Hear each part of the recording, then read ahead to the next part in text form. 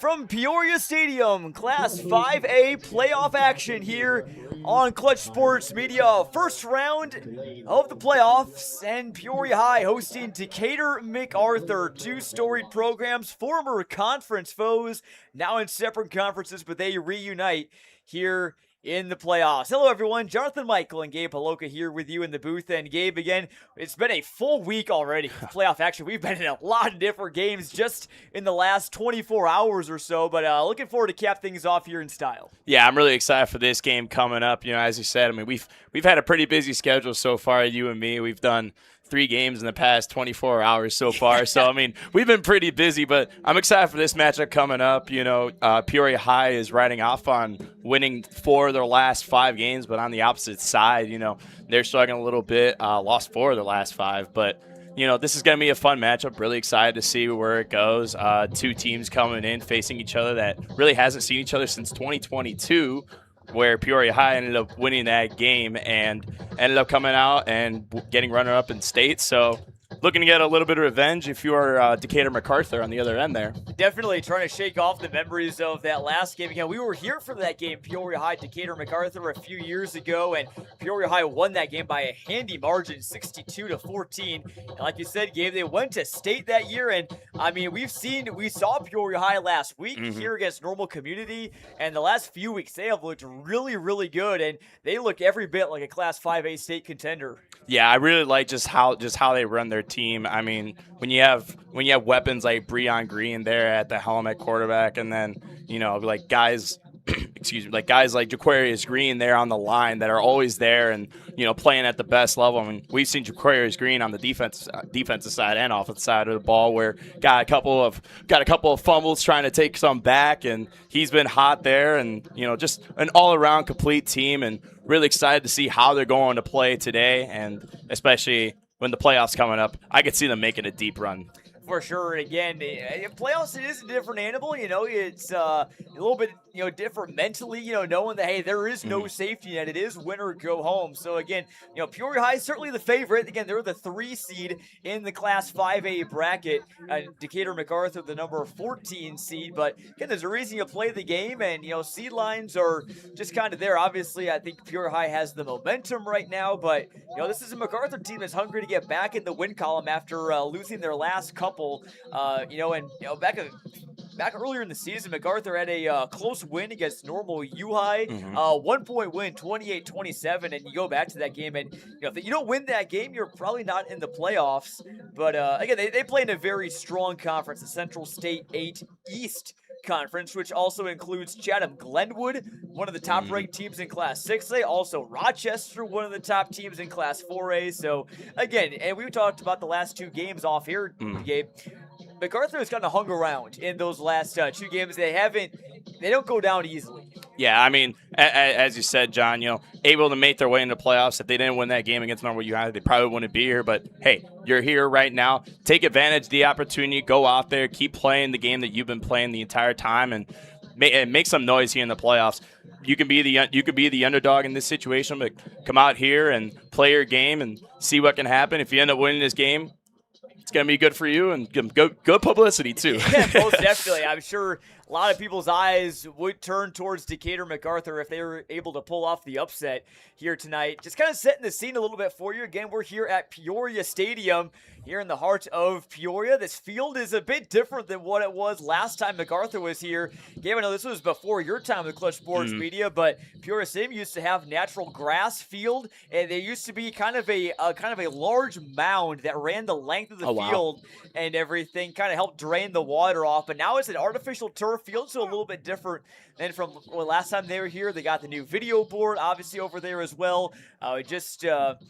You know, obviously updated concessions, restrooms as well. So a lot of renovations here to this place, Peoria Stadium, that has helped transform it into a very nice venue. A very historic one, too, Gabe. We had to take a walk across the catwalk up in the press box. Yes, we did. Yes, we did. Yeah, usually we're across the other way over there, just in the stands doing for our video broadcast, but we were able to be lucky today, get in the broadcast booth, walk that catwalk, and come out here and at least stay a little warm today. It's a little chilly out today, too, as well. It certainly is. Look at the temperature. It's 42 degrees here at kickoff, and it's going to get down to about the low of 40 potentially by the time this game ends. So it is going to be a cold one tonight.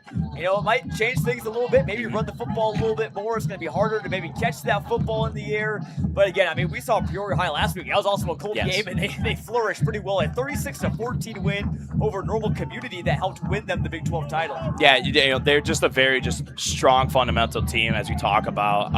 They come out here, face adversity every single day, and overcome any challenges that come their way, and they do it with such poise and just amazing work and working together. And I think they've done a great job with what they've built so far, and I'm really excited to see where Peoria High goes and how far they are able to go in the playoffs. But it all starts with one win today in order to get there.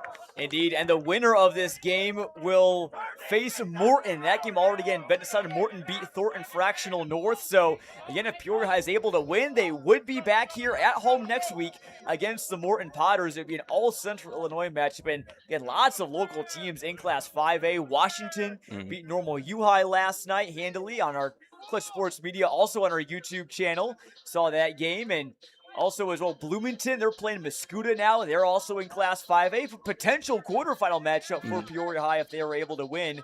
And obviously, Normal U High, who lost to Washington last night. You got Peoria High, Morton obviously as well. So lots of great teams in Class 5A. Again, glad you're with us for free live audio coverage on ClutchSportsIsle.com and our YouTube channel. It will be, I believe, Peoria High to receive this football. They are wearing their maroon jerseys with black numbers and white trim. The maroon helmets with the lion outline. Looks just like the Detroit Lions one, outlined in white. They got black pants and white and maroon trim on their Decatur MacArthur.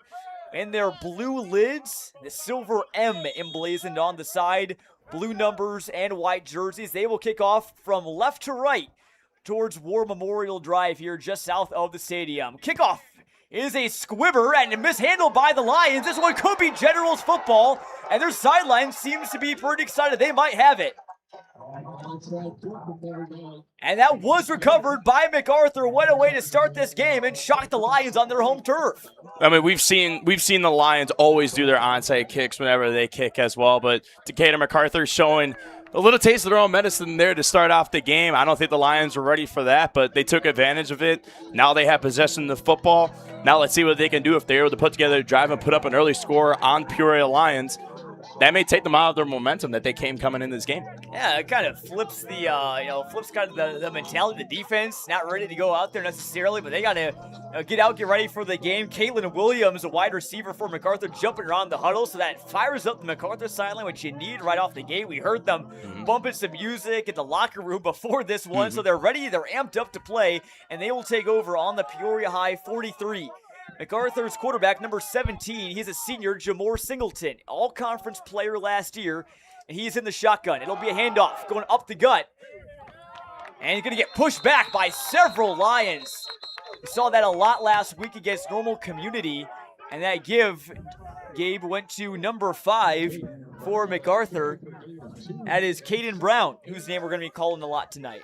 Yeah, and we saw right there is the Peoria Lions defense, and we talk about just how great they played all together on every side of football, but their D-line really stops the run game really well. They got a lot of big bodies on there, very fast, very strong to push through the offensive line, and we saw it there on that play, only allowing 2 yards. The second play after the onside kick, MacArthur on the Peoria High 41. They did give him forward progress to Brown, so he picked up 2 yards at 2nd and 8. Singleton out of the shotgun again, this time looking to pass. Going deep down the sideline on the far side. High arcing ball, and it falls incomplete. It looks like his intended target might have been DeMonte Phillips, number 2, and he was covered up pretty well. I don't mind taking a shot right there. Try to get the defense on their toes a little bit, maybe get them not ready, but, the cornerback played it well over there and locked them down. Now you got 3rd and about 8 or 7. See what they can do if they're able to convert here on this 3rd down after getting that onside kick to start the game. And again, a big thing for MacArthur is, again, you recover the onside kick, but you got to try and do something with it as well, especially to sustain this momentum later into the game. So it's 3rd and 8 here, first drive for MacArthur. Another shotgun snap for Singleton. Handoff up the middle to Brown with a burst of speed. He's still going up across the 35, and it's going to be 4th and very manageable, and I would not be surprised to see MacArthur go for this. That was a really nice run there from the Generals.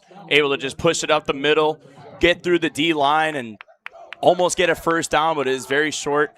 In a game like this where the stakes are high, you have to go for it on 4th down here. All you need is just a yard. You're right there. Just go for it, see what you can do. If not, and it's okay, it happens. We'll see again, 4th and 1 here from the 34. As MacArthur, this is a big one early on. And it'll be Brown in the backfield again. Singleton is under center. Lions loading up the box.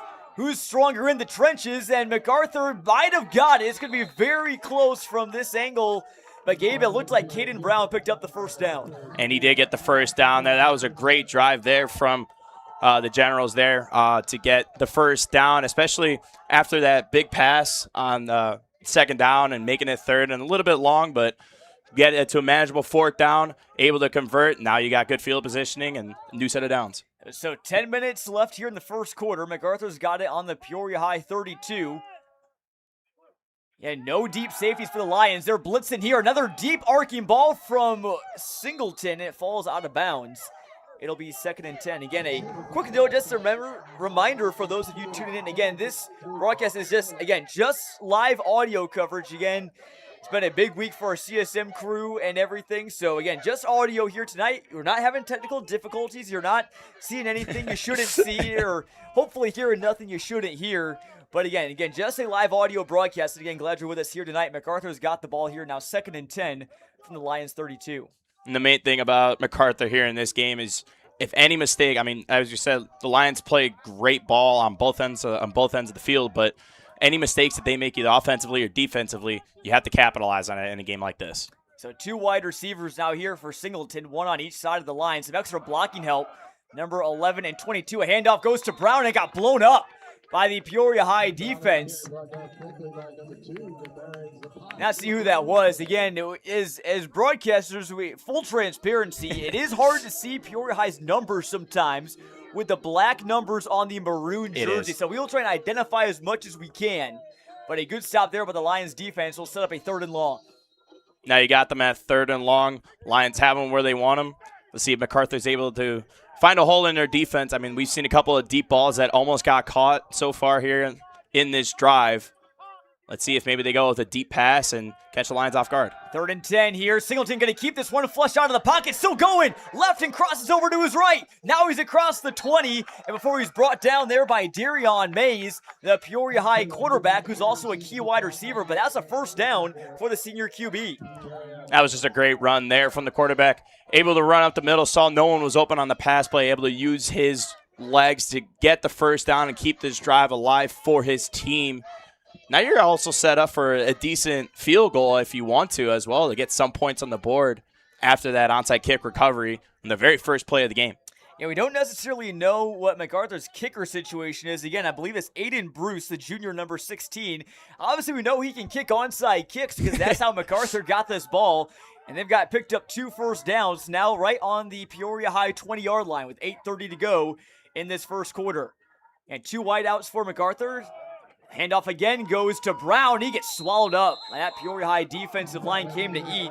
Dizon McCaston, Jaquarius Green, and Kewan Jordan, the main members of that unit.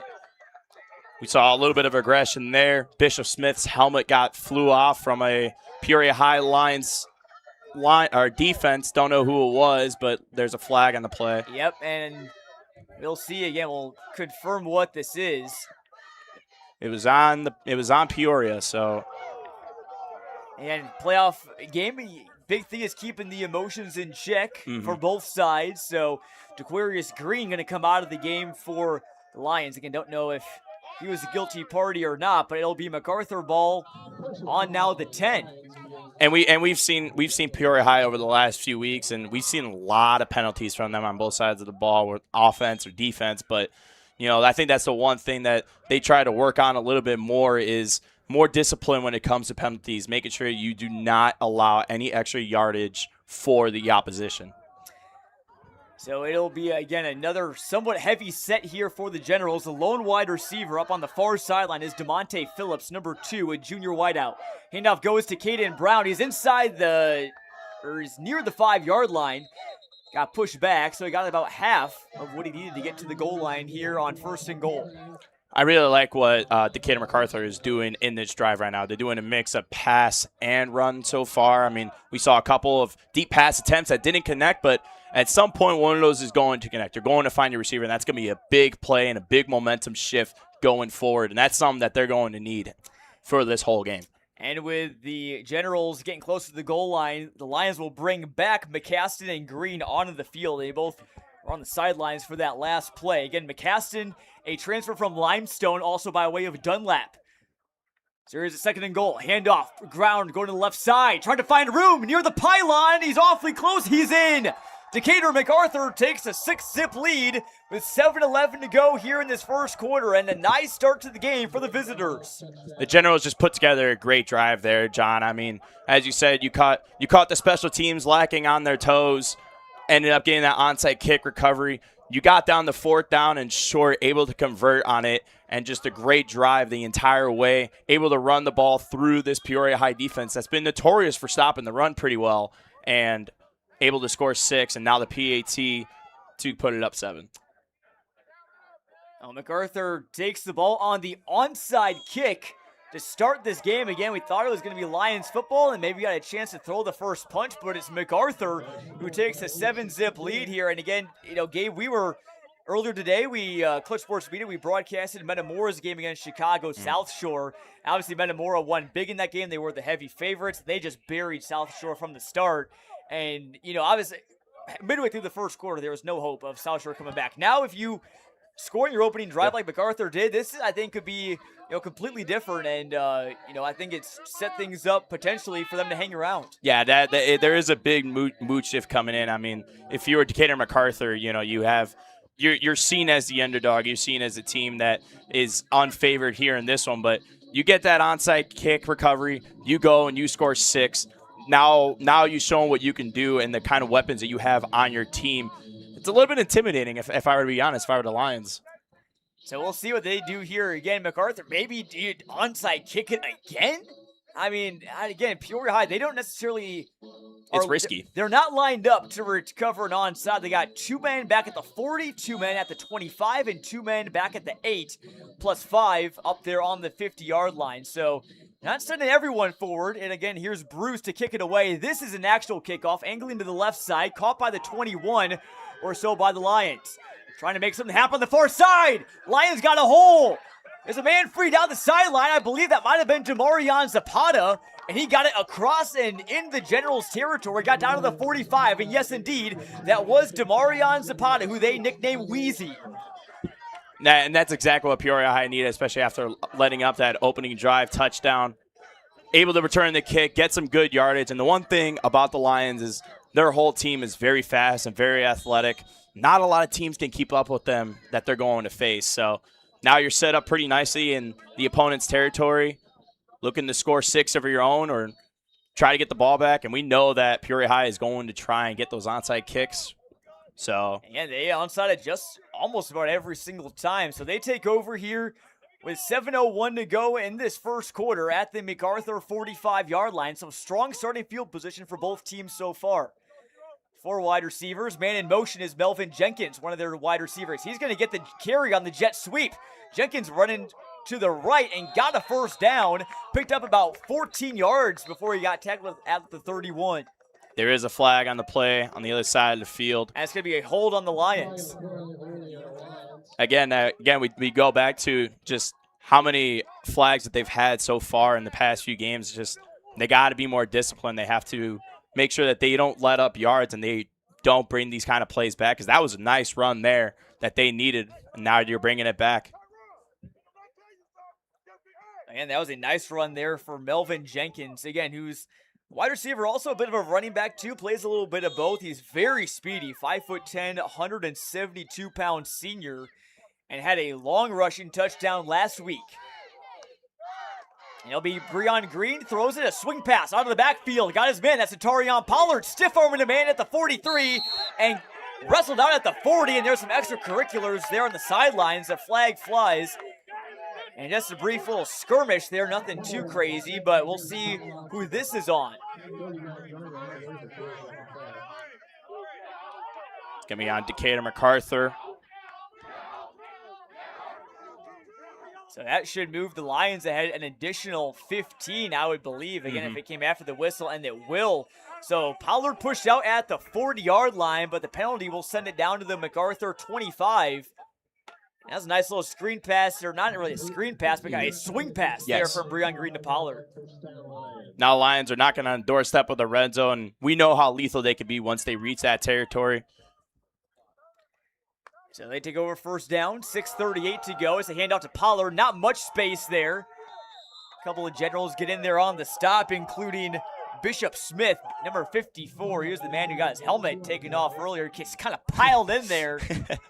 There's a lot of adrenaline for both these squads right now, which we like to see. I mean, both teams want to continue their season. They're going to try and win this game in any way, shape, or form, even if that means that they have to maybe yap a bit to each other or something, try to get in each other's heads. Almost a false start there on the Lions. Breon Green's going to keep it right to the left side near the sideline.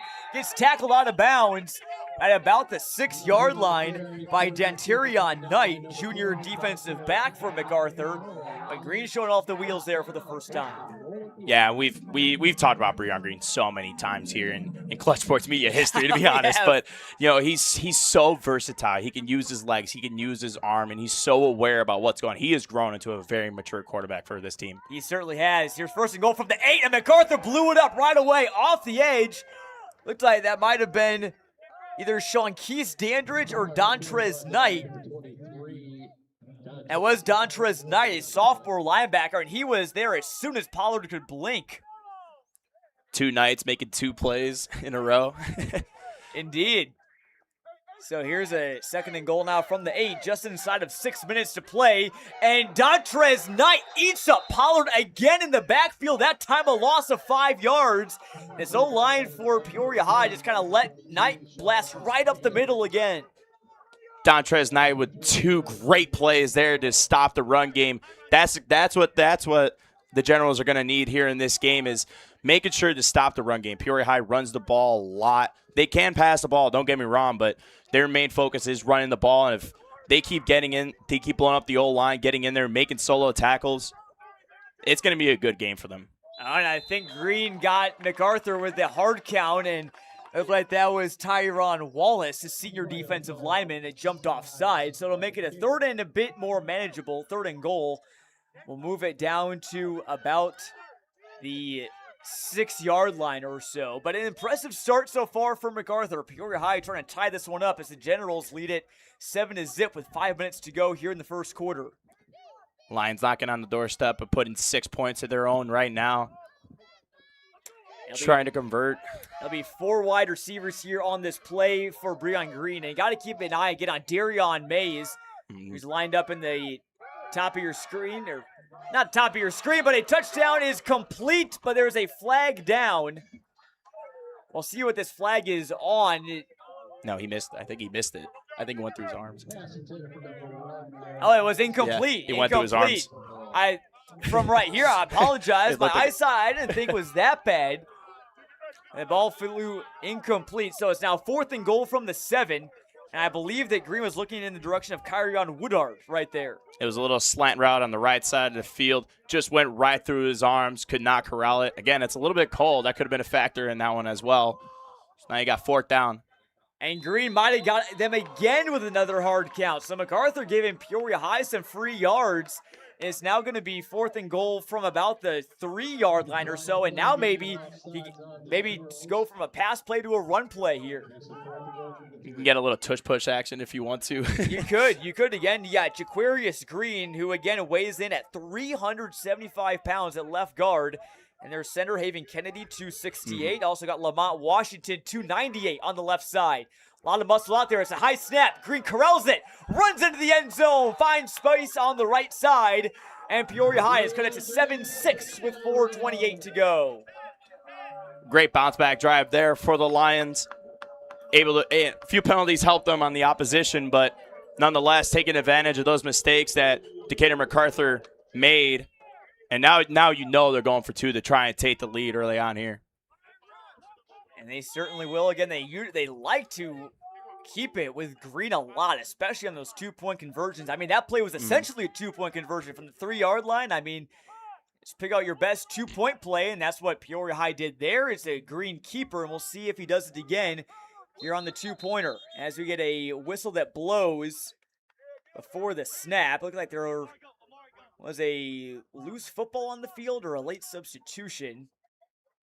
No flag on the play. It was a late substitution there. So again, 1 man in the backfield. It's Pollard.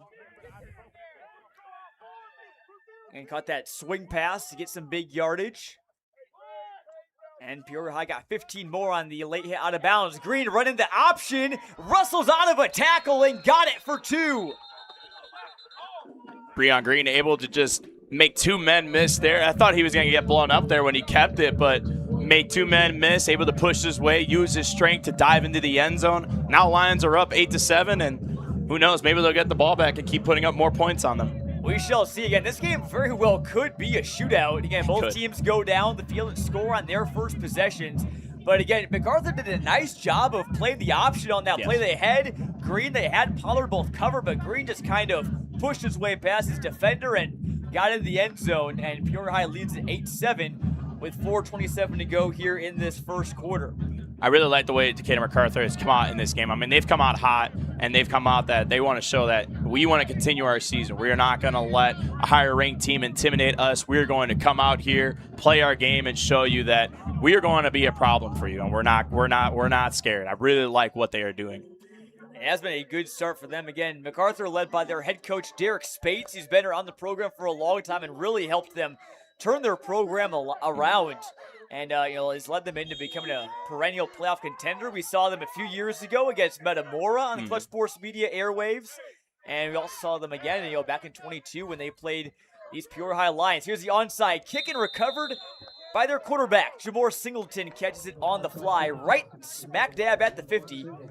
And the Generals will take over there. But again, Peoria High, a little bit of history about them too as well. They were kind of in a similar spot. They historically were not a very strong team. I mean, they had some good years here and there. They made some deep playoff runs, certainly in their history. But right around the kind of the early 2010s, especially when Tim Thornton came around Peoria, he has since moved on to a coaching job in Florida. But ever since the 2010s, Peoria High is essentially a playoff lock every single year. Yeah, they are very used to playing football in November. They come out, they dominate the regular season every single year, and a lot of times they do win a couple of games in the playoffs as well. They have shown that November football is Peoria High football. They certainly are. As again, they won that state title back in 2016. Here's a deep throw from Singleton. Man tried to adjust in the air. He was looking for Devontae Phillips, and it fell incomplete. Singleton really launching those balls high in the air and just kind of letting them fall down, almost like a fly ball out in center field, and kind of 50-50 every single time it comes down. Yeah, I really like that approach because, again, at one point, I mean, it has its risk-reward factor. If your receiver comes down with it, you get a big yardage, you get better field position for your team, but it also, if the cornerback plays it well as well, then that's an interception and your drive is done on the very first play of the drive. So the risk-reward factor is there. It certainly is, but again, they keep possession here. It's 2nd and 10 from the 50.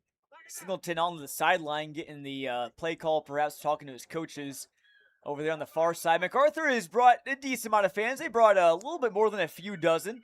Certainly more than we can easily count. I'm sure if you give us enough time, we could count up all the fans over there, but nah, we're too focused on the game, John. Yeah, we are. It's been a close one again. Peoria High leads at 8-7. And MacArthur trying to continue a hot start after they recovered the onside kick to start the game. Here's a carry from Brown and got tripped up right there at the 50. And it looked like that might have been number 30, Quentin Crump, for Peoria High making the stop. Peoria High playing great defense in this drive. Last drive that Decatur MacArthur had, they were running the ball on them. They had a few pass plays that almost connected as well, and it was mainly the run game that carried them. But now you got 3rd and long right now coming up and looking to try and convert it. It's going to be difficult against Peoria High defense. And they did convert a big third down on a run from Jamore Singleton. Again, he is an all-conference quarterback last year. Coming off a bit of a rough week last week, Generals fell to Quincy Notre Dame. They only completed 2 passes. So looking for his first completion here. They take to the air, and he airmailed his intended target. Again, looking for Devontae Phillips. That one was too far upstairs, pretty much right off of his hand.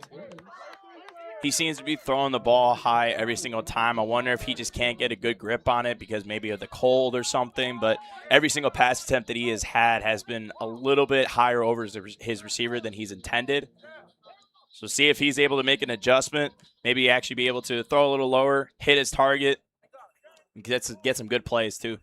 And it certainly is very cold out again, low 40s right now. Again, we're somewhat warm up here in the press box. I mean, it's not necessarily toasty by any means, but certainly a lot nicer in here as the punt is away. And it's going to bounce at the Peoria High 26 and take a nice MacArthur roll, still going down to the 10. It's going to be a long field ahead for the Lions. That punt's going to go for about officially 40 yards. Good punt there, put them in good positioning on the 10-yard line. And see if the MacArthur defense, which we have seen them, we have already seen them in the last drive, is able to stop the run every now and then. It's just got to limit those penalties, make sure you don't allow free yardage for the opposition, because Peoria High is the kind of team where if you make a mistake and give them those free yards, free first downs, they are going to make you pay. They are going to. They certainly will. And again, on that last drive, Dontrez Knight had 2 straight tackles for loss, and it's going to be 4th and goal from about the 11 or 12-yard line, but back-to-back offsides penalties allowed Peoria High to run it in with Green. So long field to go here, 3:18 left to go in this first quarter. Again, Lions leading at 8-7 here in Class 5A first-round action. It'll be a handoff to Tarion Pollard. Gets a bit of a hole and stumbles ahead up to about the 17-yard line or so. Tackle there made by Decatur MacArthur, number 15. That's Sincere Brady.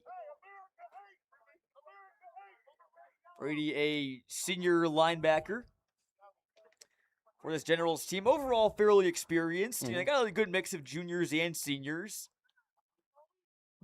Yeah, having guys that have been around in your program for a while, juniors and seniors, up and down your lineup, is crucial for these moments. Especially in the playoffs, as Green going to pass it to the outside. He looked like he was going to keep it, but threw it back to Kyrion Woodard. Kind of a little backwards screen pass there. Woodard got out across the 30, out to the 32-yard line. Breon Green there with a little jump throw. Kind of looked like Derek Jeter on that play, honestly. He was running up, throwing off balance, and threw a dart behind the line of scrimmage and gained some positive yardage for that. I don't know, it might have been classified officially maybe as a lateral there, but it's a first down. And Green going to pump fake, sold us. Going to try and duck and run, trying to get away from a few white shirts, and runs out to the 37 before being pushed out there by Brady. But MacArthur's doing a nice job of seemingly having a guy all over the place. I mean, Peoria High's got some yardage, but they're not being able to break anything for huge gains. They're having to get creative. Yes, it's all about containing those big yardage. Obviously, Peoria High thrives on those kind of plays. They'll either throw a pass up deep and able to get about 40 or 50 yards in one single play, or get a big run that goes through. I think in the way Decatur MacArthur is playing it well right now, where they're more just containing those big yardage plays. Whistle blows here with 2:18 to go in the first quarter. As we had a timeout called, I believe, by Decatur MacArthur here. So, Lions leading at 8-7. Lions have the ball on their own 37. Jonathan Michael Gapaloka here in the booth with you today, and I should say tonight. Earlier today, you also heard Gapaloka on CIProud.com. Metamora, a huge win over Chicago South Shore in a game that, game for a while we thought might potentially set a Class 4A scoring record because the Redbirds were ahead 40-0 early in the second quarter. Yeah, they started off hot. I mean, they just Cranford had one of the craziest runs that I've ever seen watching high school football in my entire life. He started running and jumped backwards, and then was able to just break free for a 70-plus yard touchdown. And ever since then, the whole team just clicked together. Their defense was on point, getting stop after stop, and their offense just kept scoring, and really just a dominant performance there from Metamora. It certainly was. Again, they'll be moving on to face Morris on the road in the Class 4A playoffs. It's going to be a keeper by Green. Scatters out across the 40. Now going east to west. Trying to stiff arm a man and does. Got the first down. Breon Green with just his speed and how electric he is and his agility, able to turn what almost looked like it was going to be a gain of 2 into an easy first down for the Lions. Even if his receivers can't get open, I mean, he could do it with his legs with ease. And Green showing off what he can do again with his legs. And he is, I would have to say, I mean, we've seen him play many times this year, especially against some of their, toughest opponents all season long. So their handoff to Pollard. It's still going. Chugs across the 50-yard line to about the 48. A gain of about 8 there on first down. But, I mean, Breon Green, I think, is about as close of a thing to a shoe-in first-team all-conference quarterback as you're going to get. Yes, Breon Green is one of the best quarterbacks in the conference.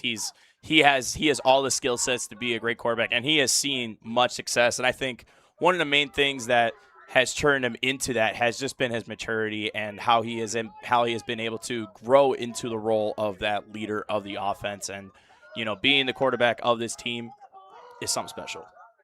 And a give that did not pick up the first down there. Again, Bishop Smith on the tackle there for MacArthur. Going to set up a 3rd and short, 3rd and 3 officially, as the Lions are at the MacArthur 48, 49-yard line or so. I think one of the best things about this Peoria High offense is just their ability to run those option plays. You got Pollard in the backfield there as well with Breon Green, and both guys that can get a first down with ease in any play. Speaking of Pollard, hey, first down run there out across the 35, tackled in the middle of the field there.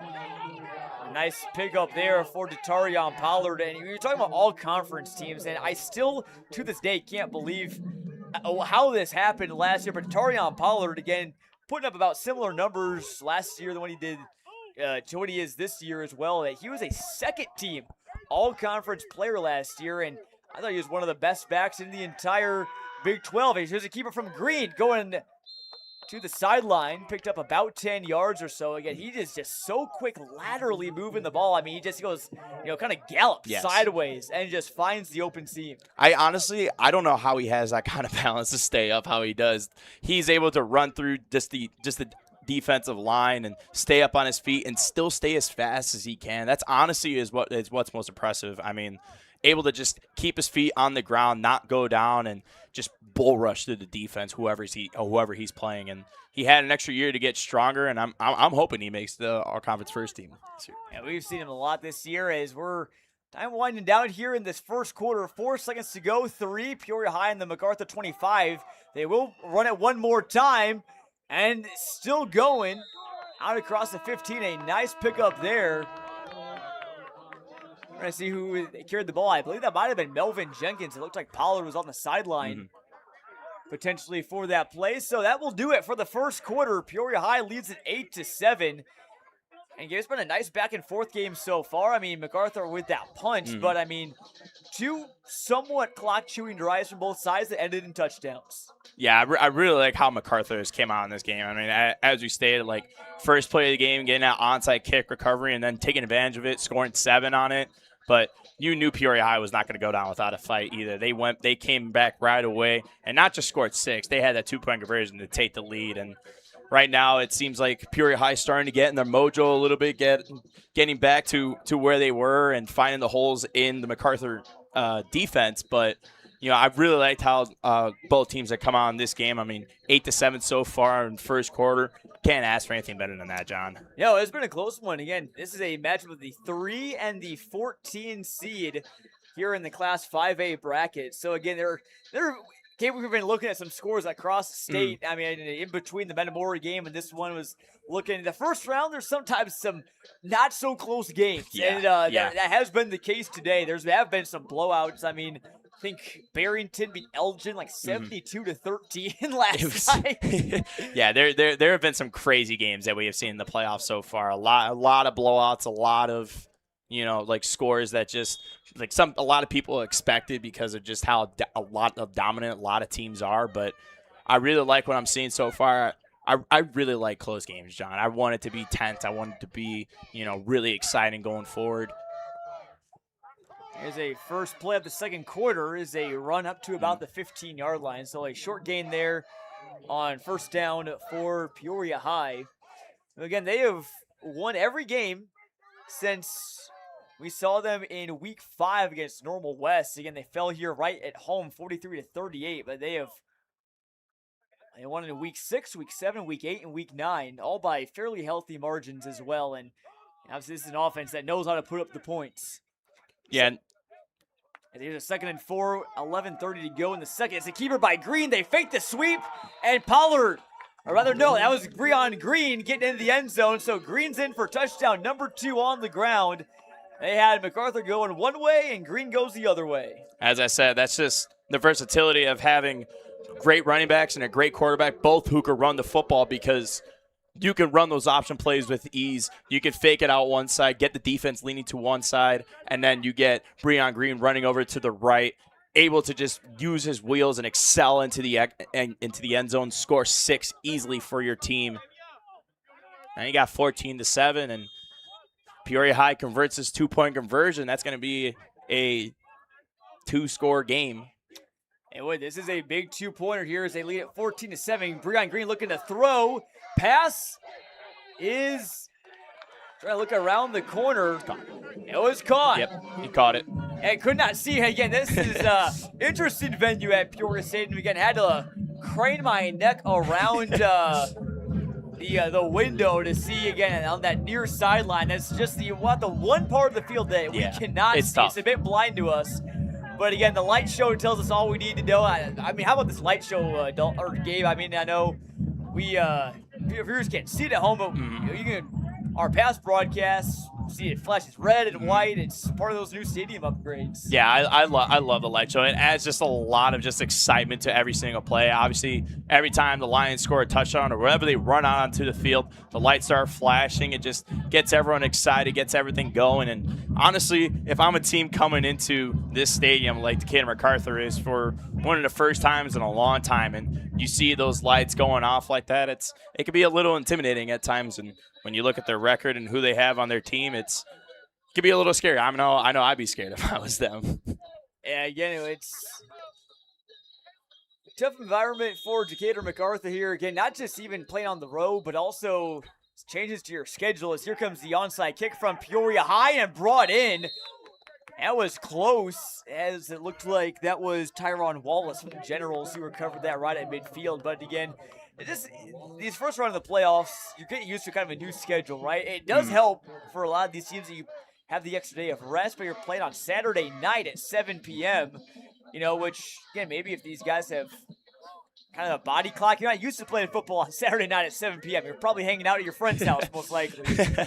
Yeah, I mean, having that extra day of just rest, or even if you have an extra day of just practice, you start looking at things, you start looking at film on what you can do, on things you can improve. And, I think a lot of times you having that extra day of rest, sometimes you see what issues are within your team, some things that may get swept under the rug because of that, because you have that extra day. Here's a jet sweep from MacArthur. It's a handoff. That's DeMonte Phillips, their wide receiver. He got tackled behind the line.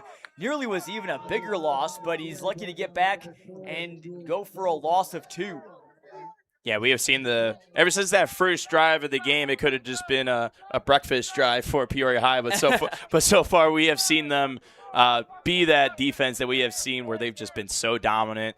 The run game hasn't been working. They've been locking down the pass game so far here in this one, and ever since that first drive, it's been all Peoria High.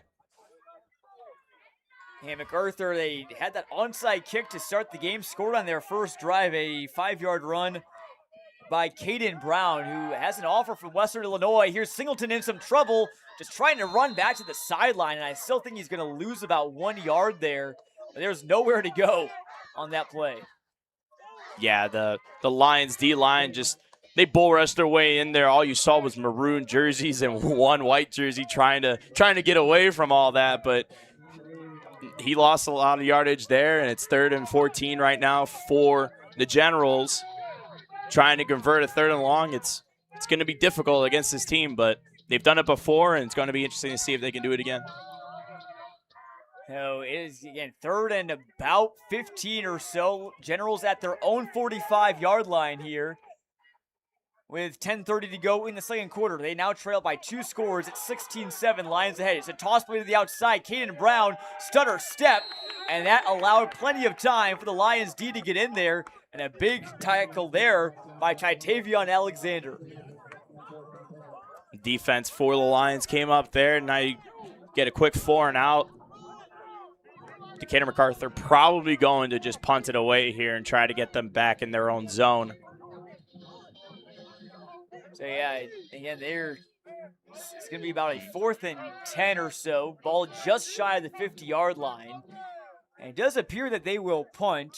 You never know what's coming. Demarion Zapata is back to return for the Lions, sitting at his own 28-yard line. Again, as the Generals will punt this one right to left. Kick is away, and Zapata catches it at the 20. Goes to the left, now back to the right. Stiff arms a man at the 30 and still going. Zapata across the 45. Now midfield, a man falls down. And Zapata gets brought down nearly by the horse collar at the 38. But what an electric return from the senior DB. Zapata there just fielded the football there around the 20 and turned on the Jets, making a lot of Decatur MacArthur players miss, and able to put his team in good field positioning. Looking to increase this lead here in the second quarter with about 9.5 minutes left. At 9:29 left in the second quarter, Lions lead it 16-7 in this first round playoff game. So, man, Demarion Zapata just kept on going, showing off the speed, had a little bit of strength too as well. Again, he is only listed at 5'9", 156. He was running like he was about 5'9", 206 right there.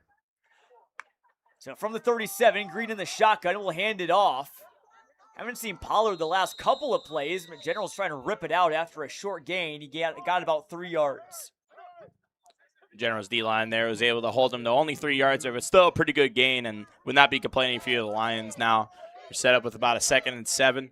Could go with a deep pass here, try to get a big play, and get the fans really excited. This is about the exact same spot that last week Breon Green threw an amazing touchdown pass to Darion Mace. He will throw here out to the outside. His receiver lost his balance and caught the ball, but fell to the ground as he was doing so. It looked like he was going to Jalen Rayford right there, the son of Peoria High head coach Aaron Montgomery, and that could have been a big gainer, but acrobatic catch there from Rayford brings him to the turf. It's going to be 3rd and 2. Yeah, he had the space right there. He ran a little zig route, a little in and out, trying to get out there, but he lost his footing. And honestly, he made an impressive catch to even get that and get some yards and get a reasonable 3rd down for your team. Certainly did. As Green's going to keep this one. Fake handoff out across the 30-yard line. He's got the 1st down. And now inside the 20, a pickup of about 11 or so on 3rd and 2 from Breon Green, who's, if I had to guess, probably up around 50, 60 yards rushing already right now. Yeah, he's been electric with his legs so far. I mean, we've seen him score 2 touchdowns already. We've seen him gain some big yardage, just running the football and design QB runs or a couple option plays. Like Breon Green it's hard to stop him when he starts getting going. Especially, all starts up front with that Peoria High line. Again, led by Haven Kennedy, Jaquarius Green, Lamont Washington, Kamari Jackson, and Rashad Diaz. Those big guys up front. Like there was a flag on the play that brought them back 10 yards. Indeed. So 3rd and 12 now for the Lions on the MacArthur 39. Here with 8 minutes to go in the second quarter. And you lead at 16-7. Green looking to pass. Stands flat-footed in the pocket. Stumbles in the pocket. Going to get brought down from behind. And Green looks like he might have been able to break free, but that stumble, I think, cost him. So we have seen 2 Lions players stumble so far on the field. I wonder if there's something going on that turf that we talked about, John. That's already 2 stumbles that we have seen in this drive alone. And I don't know, like maybe they're just not finding their footing. Maybe there's something up with the turf a little bit. Turf monster. Yep, the turf monster. He's proverbial. You never see him, but he's always there underneath the turf, seemingly, as MacArthur will call timeout here at 7:25 to go in the second quarter. But again, this is the second year of the turf at Peoria Stadium, and we were here for I think the first game ever. I think actually no, this is the second or third year with the turf. This is, we were there for the first game, though, on this new turf. It was Peoria High in Rochester, if memory serves me correct. Rochester, another member of the Central State 8 Conference and Central State 8 East, where MacArthur plays in. But, again, one thing I learned right before that game when I was walking around that turf for the first time is they put, you know, a lot of turf sometimes have like those rubber pellets, those black pellets. Yeah. They don't have those here necessarily. They have like little wood chips. Oh, really? Essentially. And at least at the start, first time we were here, the turf felt a little rough. It was a little, nice turf, looks very nice. And you got to break it in. yeah, certainly, again, it hadn't really been broke in by that point. I certainly think it's a lot more comfortable now. Certainly, I think some players could be susceptible to turf burn here, but I think the wood chips were to help kind of, again, absorb the moisture a little bit more than turf pellets do. That makes sense. That makes sense. So that's kind of the reason they went with that. Again, able to play in all conditions that would be a little less slippery. So here's a 4th and 6 now for Peoria High on the Decatur MacArthur 33. Green looking to throw, has a man on the outside, right outside the hashes, incomplete. Tight coverage there from the general secondary. That one was complete, I believe, to Rayford. Complete, yes. I thought it was incomplete too there, John. I'm not going to lie, but great catch there from Rayford. And that pass going away from us here in the booth towards the MacArthur sideline across from us. It's 1st and 10 now at the 25. Lions going a bit more quickly here. 4 wideouts for Breon Green. Looking to throw. Going deep to the end zone. And he was looking for Woodard, who had his man beat on a streak route, but it fell incomplete. There's a flag down at the line of scrimmage. We'll see what the flag is there on that one. But the Lions starting to throw the ball a little bit more now. We've seen 3 consecutive pass attempts trying to get the pass game going, try to get some big yardage on plays and get that going. And we haven't really, other than that catch from Rayford, that was a nice catch there, John. I'm not going to lie. I thought it was incomplete. I thought they played great defense, which they did, just better catch. And that was a good defense. Again, right there was the MacArthur defender, but Rayford brought it in for the first down. This is going to be a flag on the Lions. So I'll back him up 5 yards, and it'll be 2nd and 15 from the 30. MacArthur switching around their line. Amir Young up on there right now. Number 9, he is a senior. 3 wide receivers here for Green. He's going to roll out, looking to throw, going deep again, and he had a man wide open in the middle of the field at the 20-yard line, but Woodard dropped it. That one could have also been 6. And that's another pass there from Breon Green that went through the hands of one of his receivers. And again, you got to ask if that's the cold, maybe taking an effect. Breon Green throws the ball very fast. I mean, he has an arm, so coming in fast right there, your hands have to hurt every single time when that happens, and especially when it's cold. I can imagine what that feels like.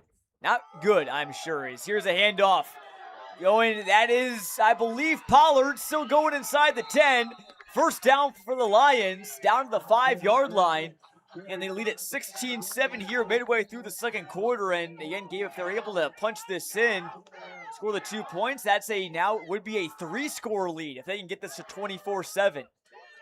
And that's going to be huge entering the final stages of this quarter and looking to go towards the half if you were up 3, especially after Decatur MacArthur with that opening drive touchdown that they had to start the game. If you're able to get basically 3 unanswered scores back from that.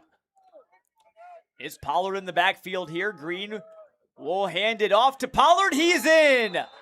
Option play. They go to Tarion Pollard's way. They call his number, and he rushes it in. Lions now lead at 22-7. We saw on that drive there a mix of both run and pass plays.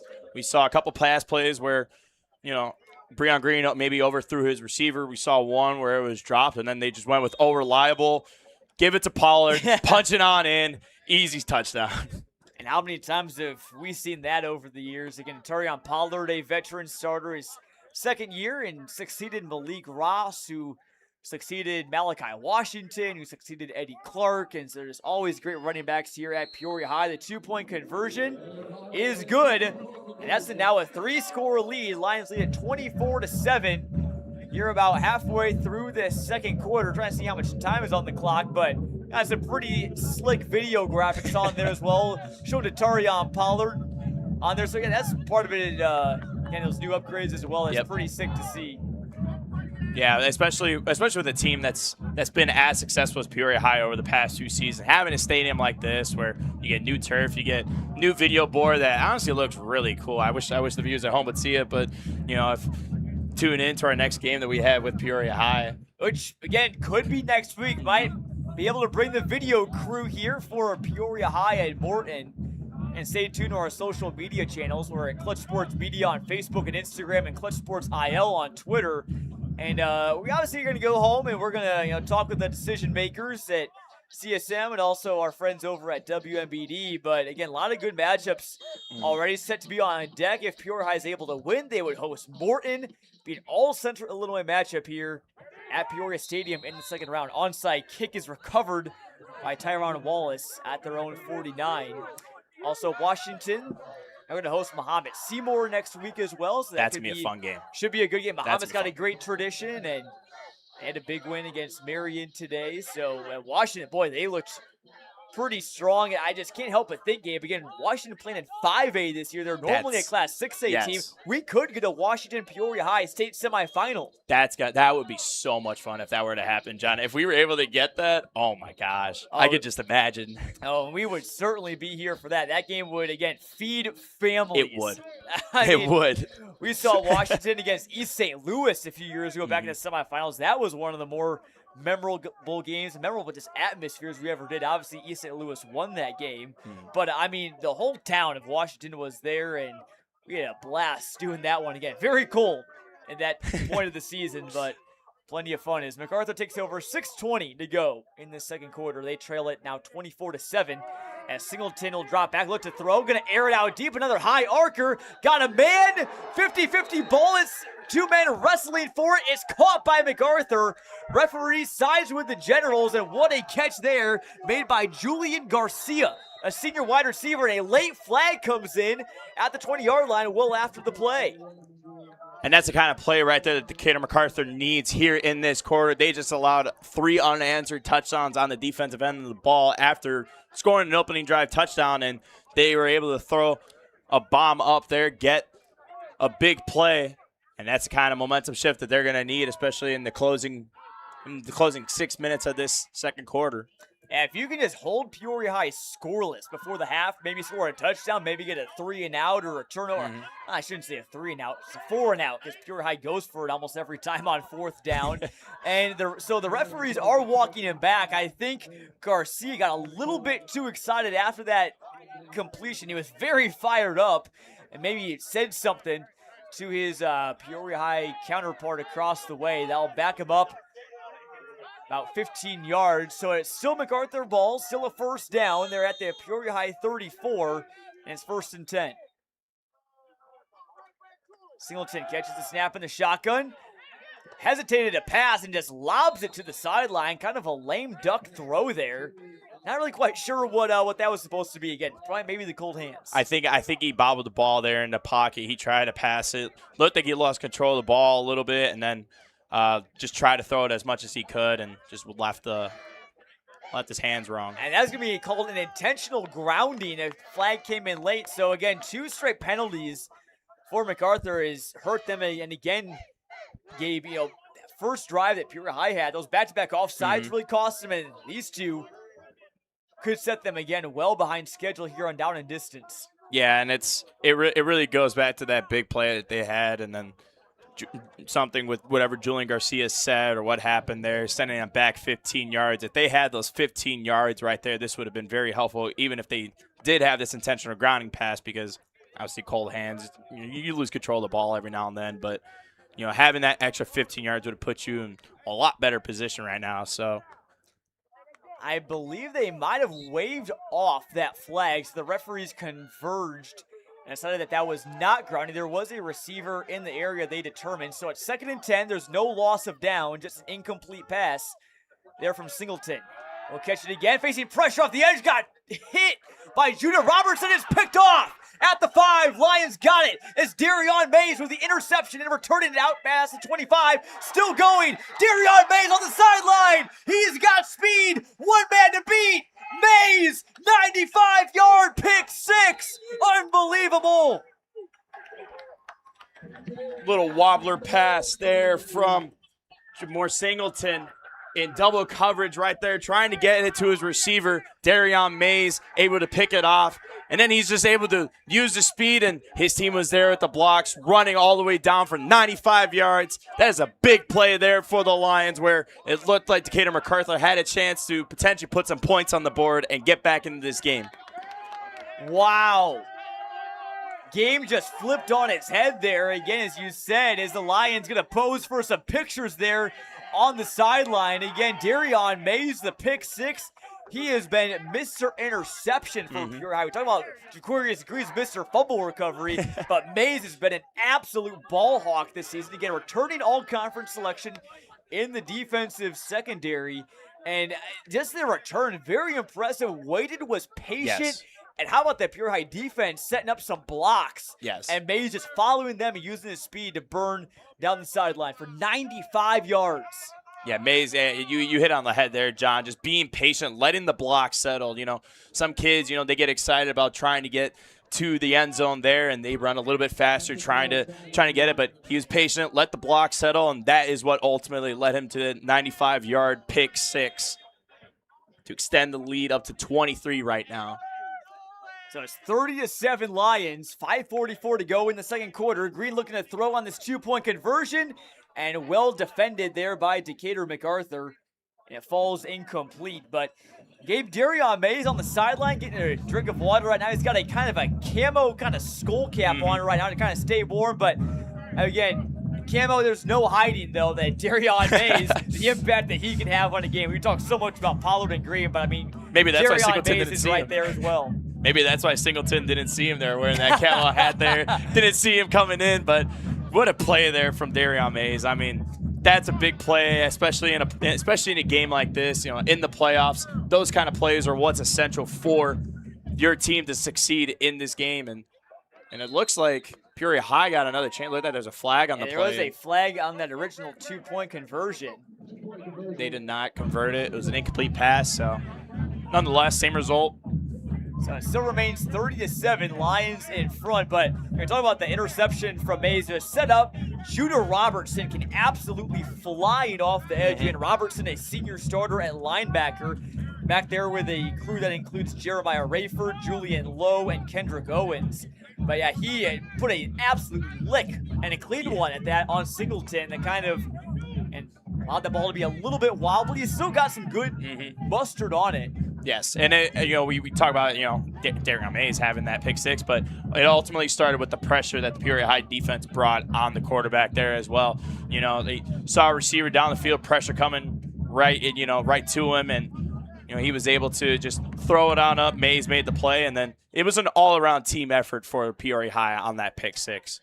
And yeah, on the blocks again, it looks like Mays was maybe going to go for 15, 20 yards on that return, and then there just became several holes that opened up for him, and he took advantage. Another onside kick recovered by MacArthur at the 47. That's Thomas Jarrett on the hands team recovering it there. So I'm sure MacArthur, again, obviously, a lot of schools, especially at this point in the playoffs, trying to kind of cover up their film, not kind of share their secrets too much. And everyone's trying to feel each other out and learn as much as possible. That's one thing that I think MacArthur knew regardless about Peoria High, is they knew that they were going to have to recover onside kicks here today.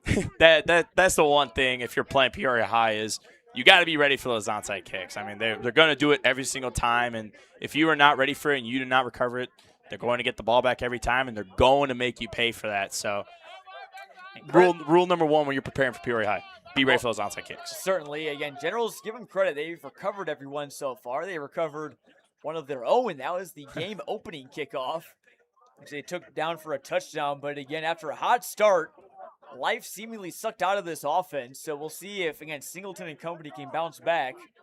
Here with 5:44 to go in the second quarter. Again, Lions lead at 30-7. 30 unanswered points for the Lions offense. At first I saw that first drive, John, and I was like, this is going to be a shootout. First quarter ended 8-7. And I was like, this is going to be a close game, but Peoria High really dominating this game as well so far. Yeah, there's the touchdowns again from Green, who's got 2 so far today. Pollard, and then Darion Mays, all in the second quarter. We're only halfway through it. So, I mean, 22 points in 6 minutes. This is the prime example of what Peoria High can do. And I think anyone who's familiar with the program and anyone tuning in is probably pretty not surprised to see that they can put up that amount of points in that amount of time. Yeah, it honestly is impressive to see just how this whole team just comes together and is able to, work together the way they do. And it really does seem like a brotherhood that they have together. Like we've talked about just how close these guys are with each other and, able to work through everything, all the challenges that a whole football season throws at you and making it work. And now you're succeeding right now in the first round of the playoffs, 30-7 with 5 minutes left in the second quarter. You gotta love it. And Singleton will hand it off here to Brown. Ran into his own man and going to get pushed back. TFL for the Peoria High defense.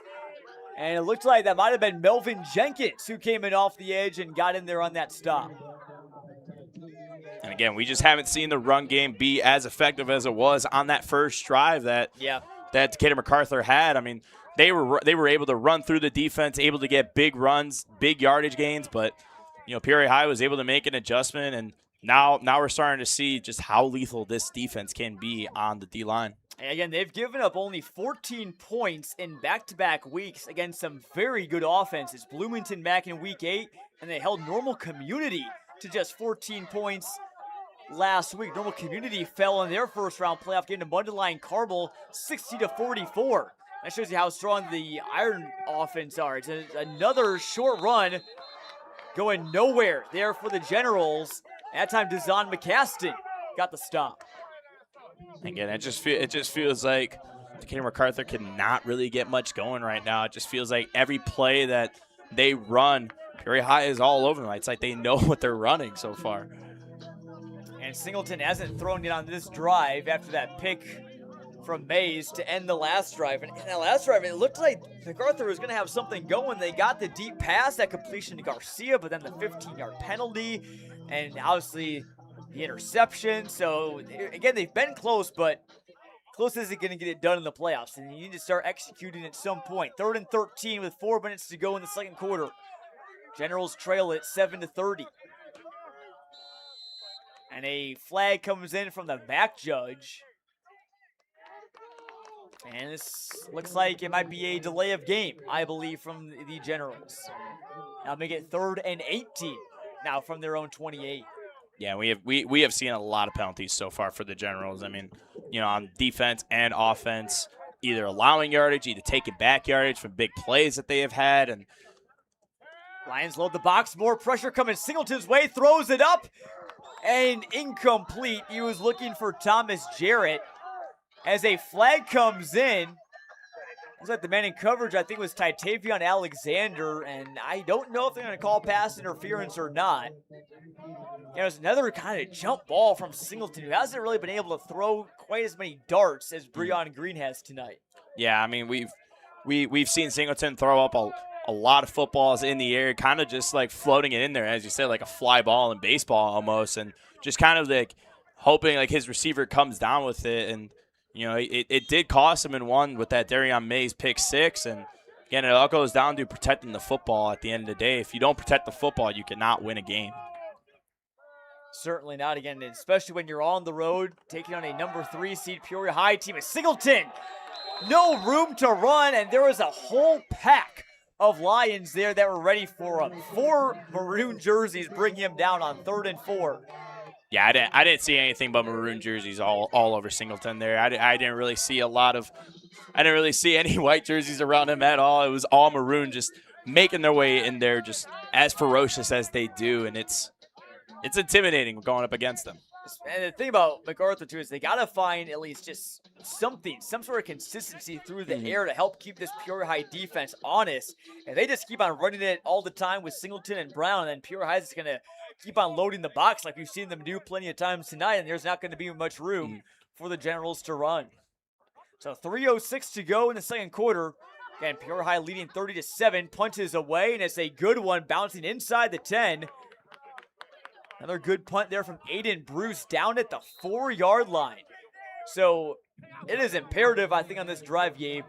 MacArthur gets a stop. 2:55 to go, and the Lions got to go 96 yards. You really do not want to give up another score before halftime. Yeah, you can not allow any sort of score for the Lions at all right now in these last basically 3 minutes of the quarter, because if you allow another score heading in the half and you're down by 4 scores at that point, it's gonna be tough to come back against a strong of a team as Peoria High is. I mean, their defense, as we talked about, like, they run a man coverage where it's just like challenge us, and we have seen that so far here in this one with Singleton throwing up passes to one-on-one coverage, and we've seen great defense from the corners from that as well. So you certainly have. And again, zone not really in the vocabulary for Peoria High as Pollard turns the corner and gets past the man, still going across the 20, still on his feet. Picked up nearly 30 yards there. No, that was not Pollard. That was actually Melvin Jenkins, number 9. And he looked like he might have been close to the end zone, potentially a safety, but still broke free. I just saw Darion Mays lined up at receiver, just bringing down a cornerback, pancaking him. That was something else to watch. It was like wrestlers almost.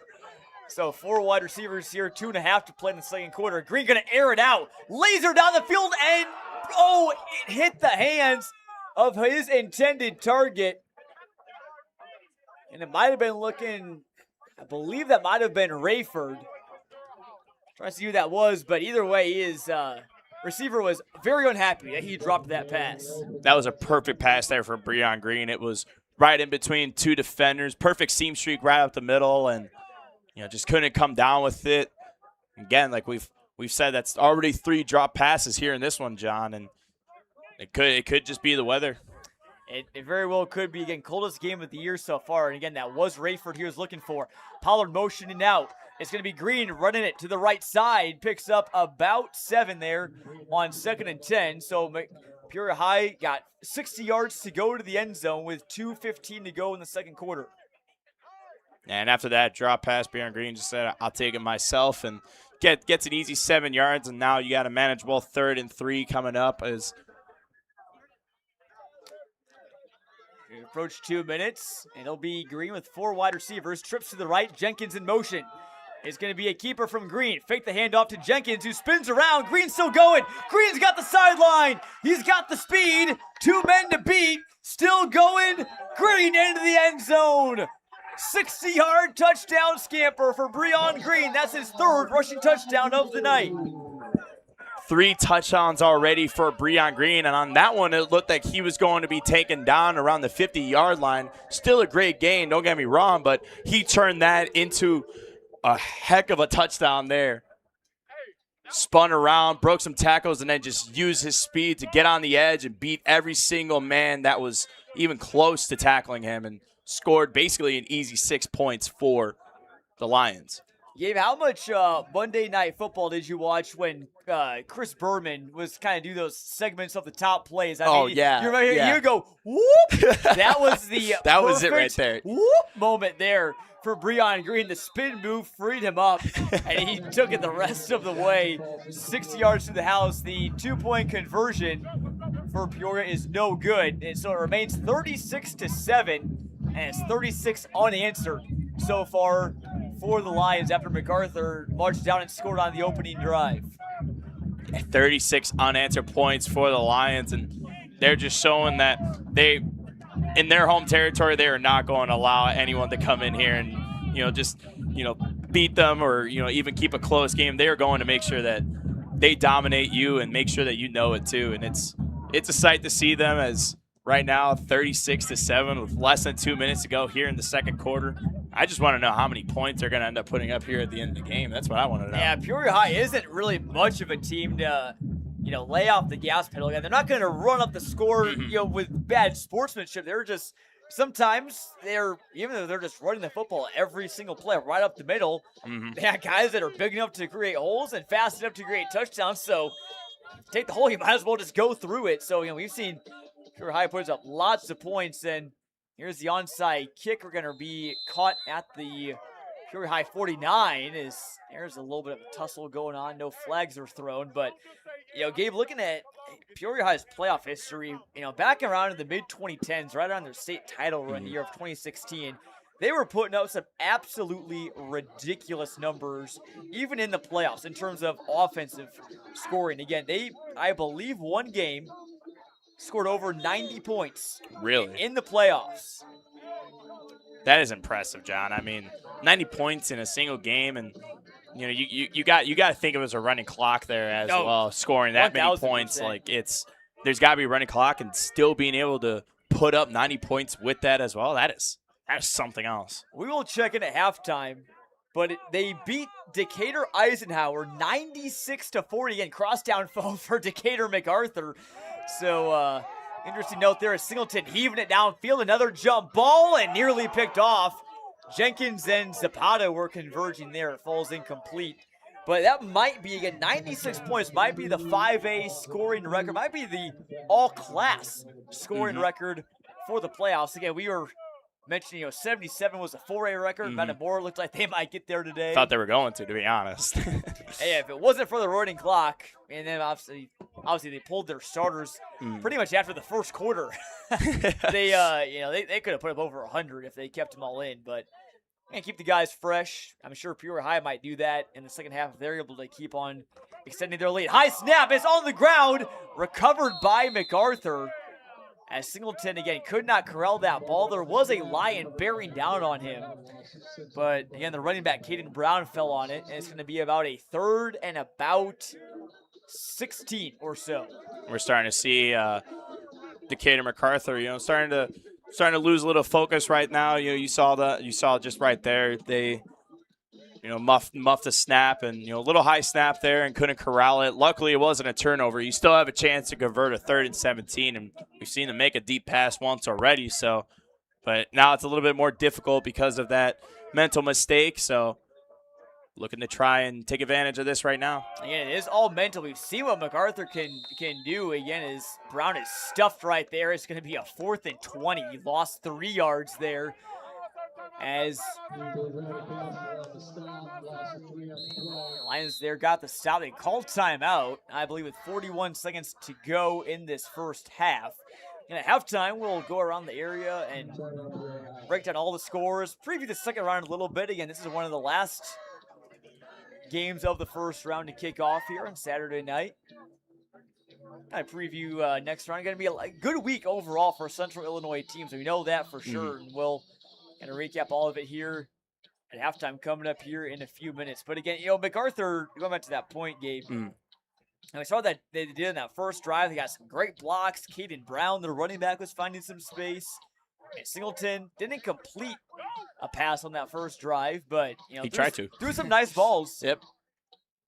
But again, I think at this point, they see the long touchdown, from Mays. They see the long touchdown run from Breon Green right there, and I think they just get a little demoralized. You see that happen. You just got to dig yourself out of that rut. Even if you don't come back, you still want to, again, for the seniors, go out with a bang and, not just roll over. Yeah, it's all about staying focused. Even in a game like this, you're down by 29 right now with 41 seconds to go left in the second quarter, and it's 4th and 20, but at the end of the day, it's all about staying focused, maintaining your game, trying to stay out there and play the best game that you can. And see if they can do that. Punt is away, brought in by Demarion Zapata. And evades 2 MacArthur players. Still going. Zapata across the 40. Sutter step. Zapata still has it brought down inside the 30. Makes another man miss. He's brought down finally at the 20-yard line. But boy, Gabe, Peoria High, these guys had to have been the absolute kings of playing tag on the playground because no one can catch them. It is honestly impressive to see just the athleticism that Peoria High has on every aspect.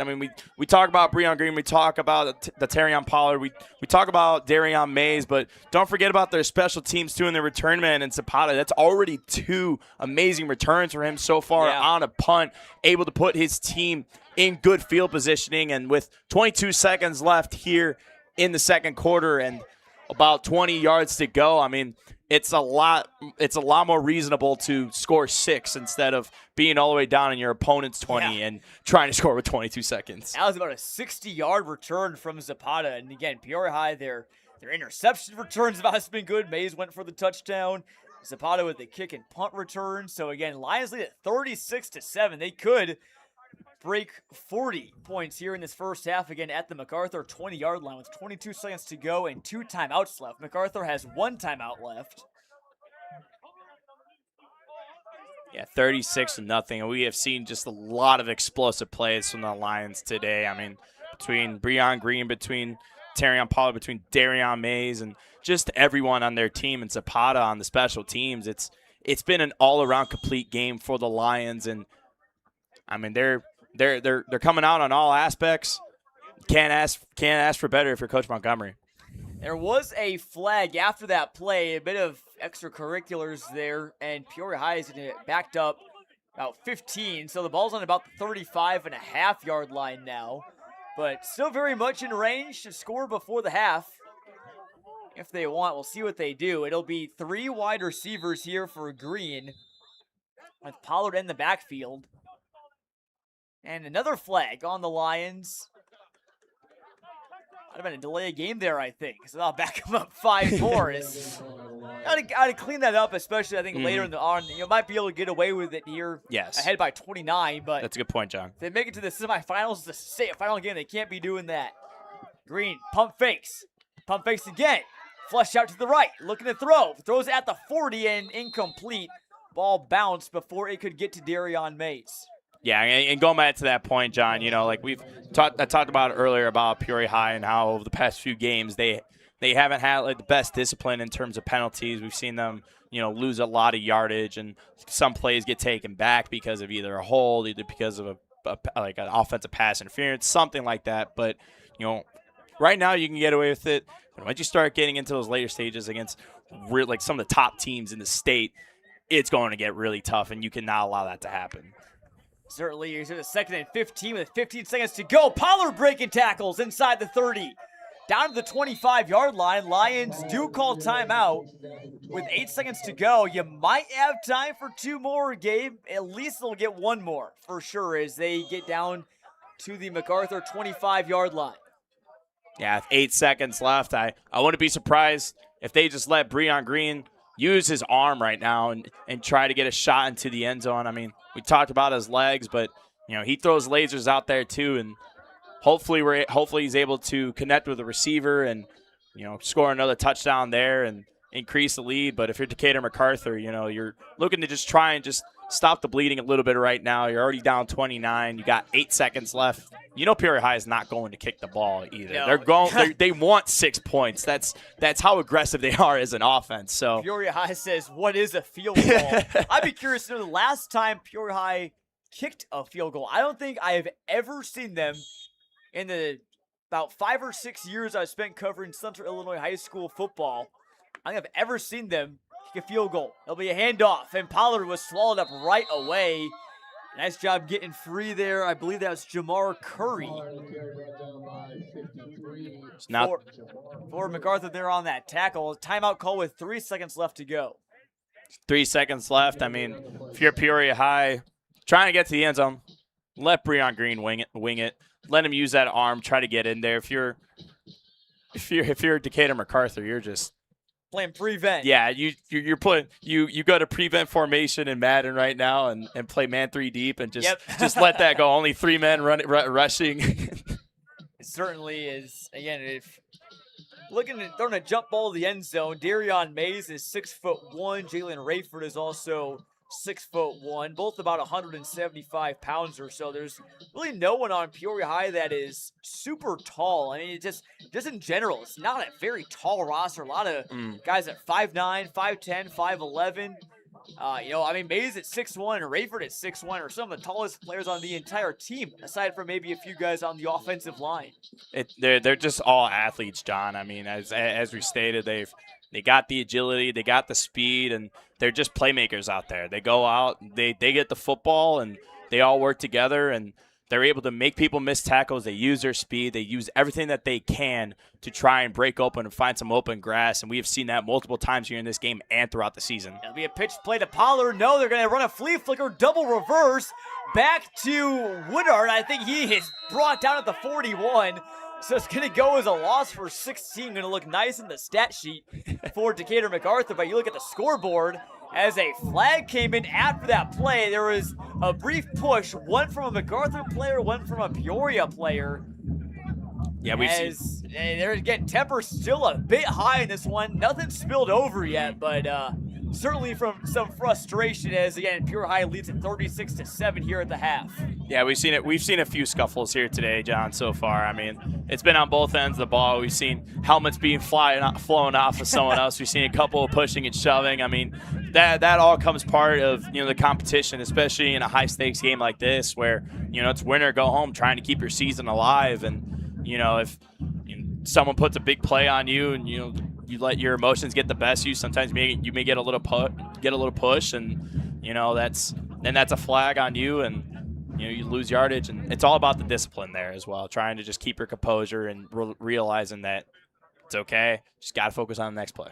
Yeah, and the referees are, again, both teams are going back to their locker rooms by now, and all the referees, though, converging on the field. So I wonder, again, if it's going to maybe affect or, change how this game is going to be played here in the second half. Mm-hmm. Again, you do not want this game to get, out of control. You do not. You want to make sure that you're able to play all 48 minutes and everything. You don't have to, stop the game because of a fight or a scuffle, which unfortunately does happen. Sometimes happened to Richwoods High School when they played Urbana back in week 8. That was an opportunity for a win for the Knights, but it was still a win in the score column. It was a forfeit because Urbana had some players leave the sideline.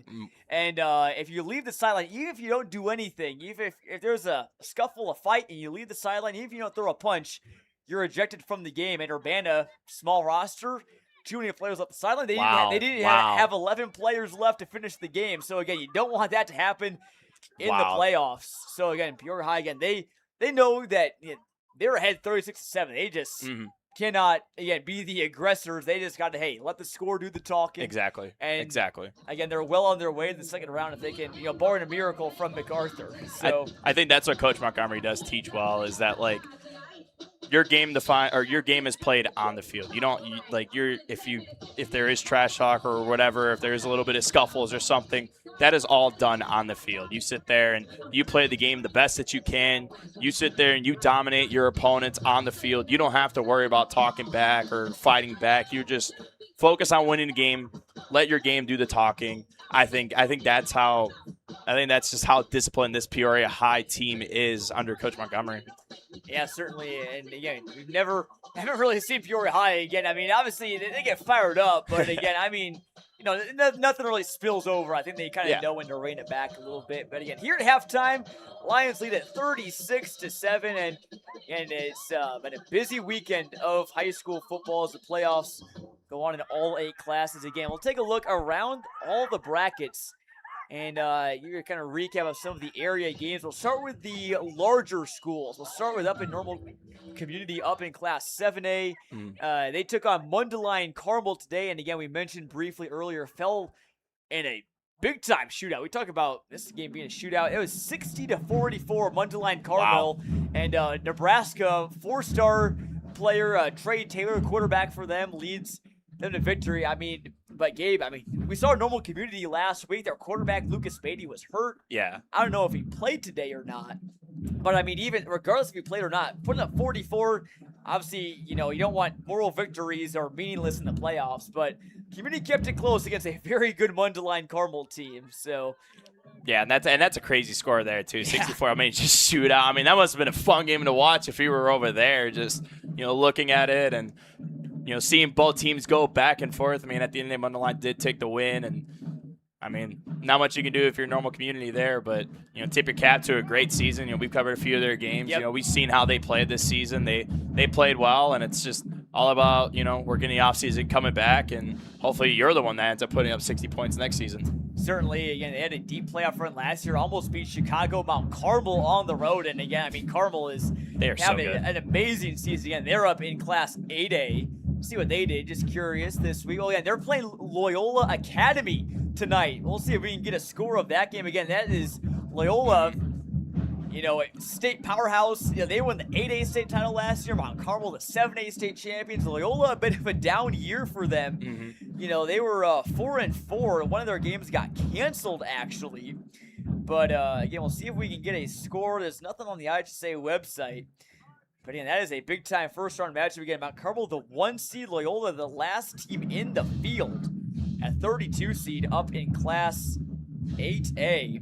Yeah, that is very impressive, and that's a fun game to watch too. I mean, I grew up around the Chicago area, John, Yeah. so I watched a couple of those teams, play against my high school, Niles Notre Dame, and we watching them, and they just came out there, and I'm not gonna lie, they dominated. They have such a good football program in every aspect, whether it's freshman, sophomore, JV, varsity, whatever it is. They just do such a good job with their programs. They recruit the right kids, and you just gotta tip your cap to just how dominant they are. Yeah, and we do have a final score an hour ago. Mount Carmel wins it in a close one, 21-17. So Mount Carmel moving on. Their win streak still alive, and they were one of the few teams to go 9-0 this season. But again, keeping it back to Central Illinois again, Class 6A. Again, Normal West, a winner over South Holland Thornwood. The Wildcats, we saw them take down the Lions earlier this season. But so West moving on to round 2.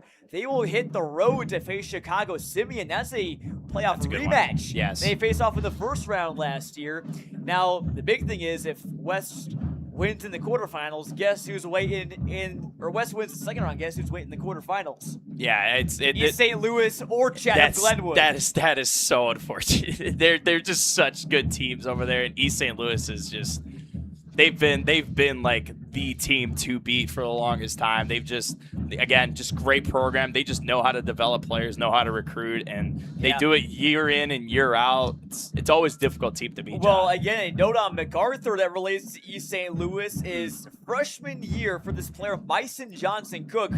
Was a running back on Decatur MacArthur, already was ranked as one of the top freshmen in the entire country. Transferred away from MacArthur after his freshman year and went to a prep school, and then now he's back in Illinois with East St. Louis. So again, I mean, you're in that situation, you're never going to get that exposure playing for East St. Louis. And again, the Flyers are a machine. So I bet, again, Peoria High probably pretty glad that the Flyers choose to play up in Class 6A. Yes. And not in Class 5A where the Lions are. And again, I heard somewhere, and this may not be true, so don't quote me on this, but I heard somewhere that East St. Louis, again, a lot of people say, well, why don't they go up and play in Class 7A or Class 8A? I mean, they've proven it every year they go to the state title in Class 6A pretty much almost every year.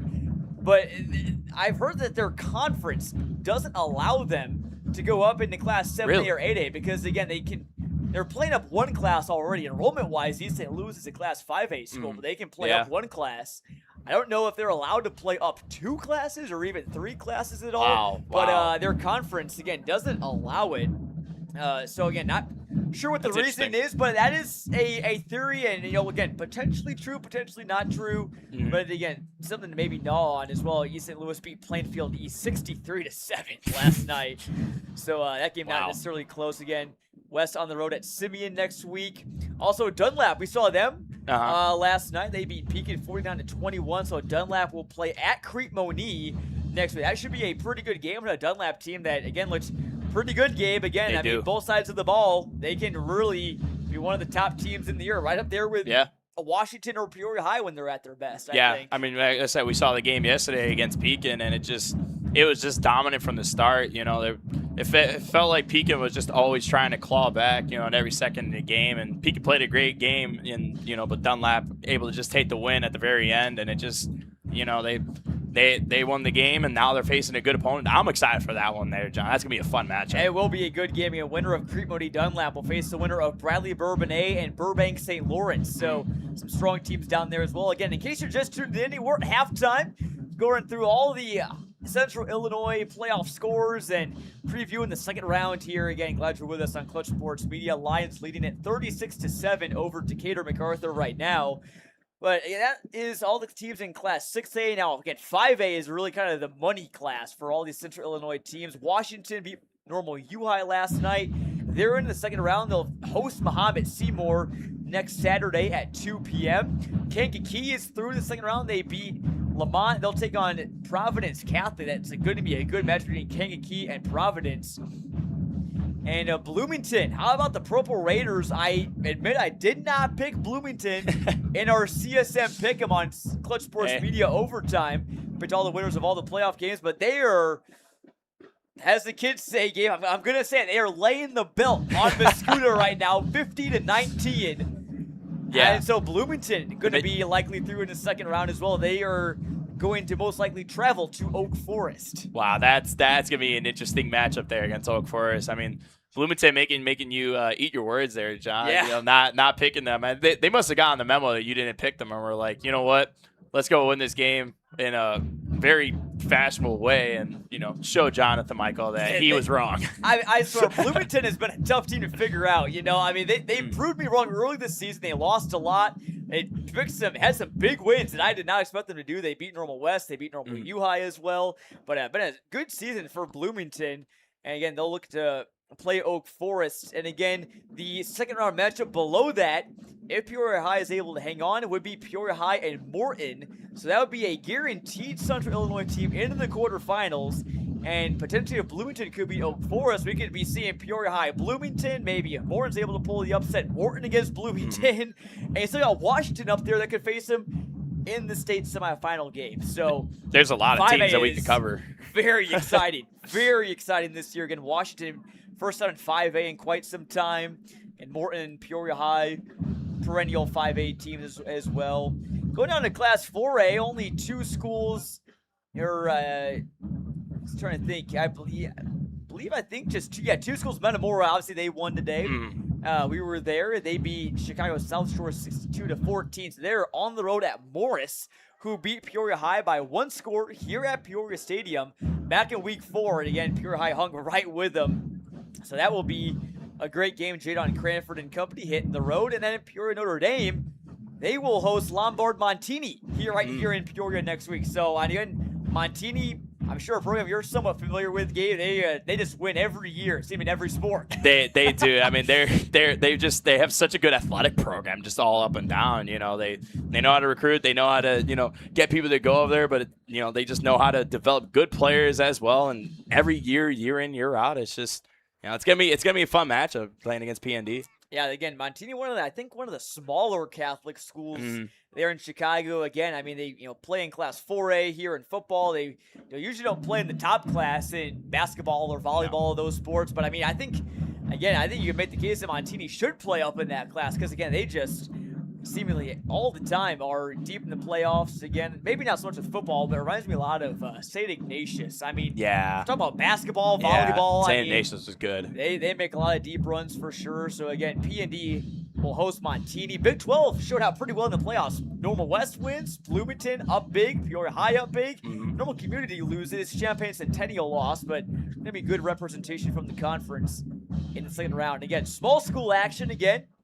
Not sure how many of our listeners are following these teams, but again, we cover them here at Clutch Sports Media. Bloomington Central Catholic, they look very good. They beat Princeton 41-20 today. They will take on either Monmouth, Roseville, or Mantino in round number 2. Farmington, we were talking about Farmington again. They're in Class 2A. They won the game on a blocked kick. They were leading 10-8, and they blocked the field goal at the very end, the last play of the game, to win the game against Eastland Pearl City. So the Farmers are moving on. They're 10-0. I did not know that, John, at all. Wow. Well, we saw the score when we were I saw the score. I just didn't. I didn't know how it ended. That is crazy. Unbelievable from Farmington. So. I thought it was a last-second kick for Farmington when I was looking at it, but I guess last-second block kick.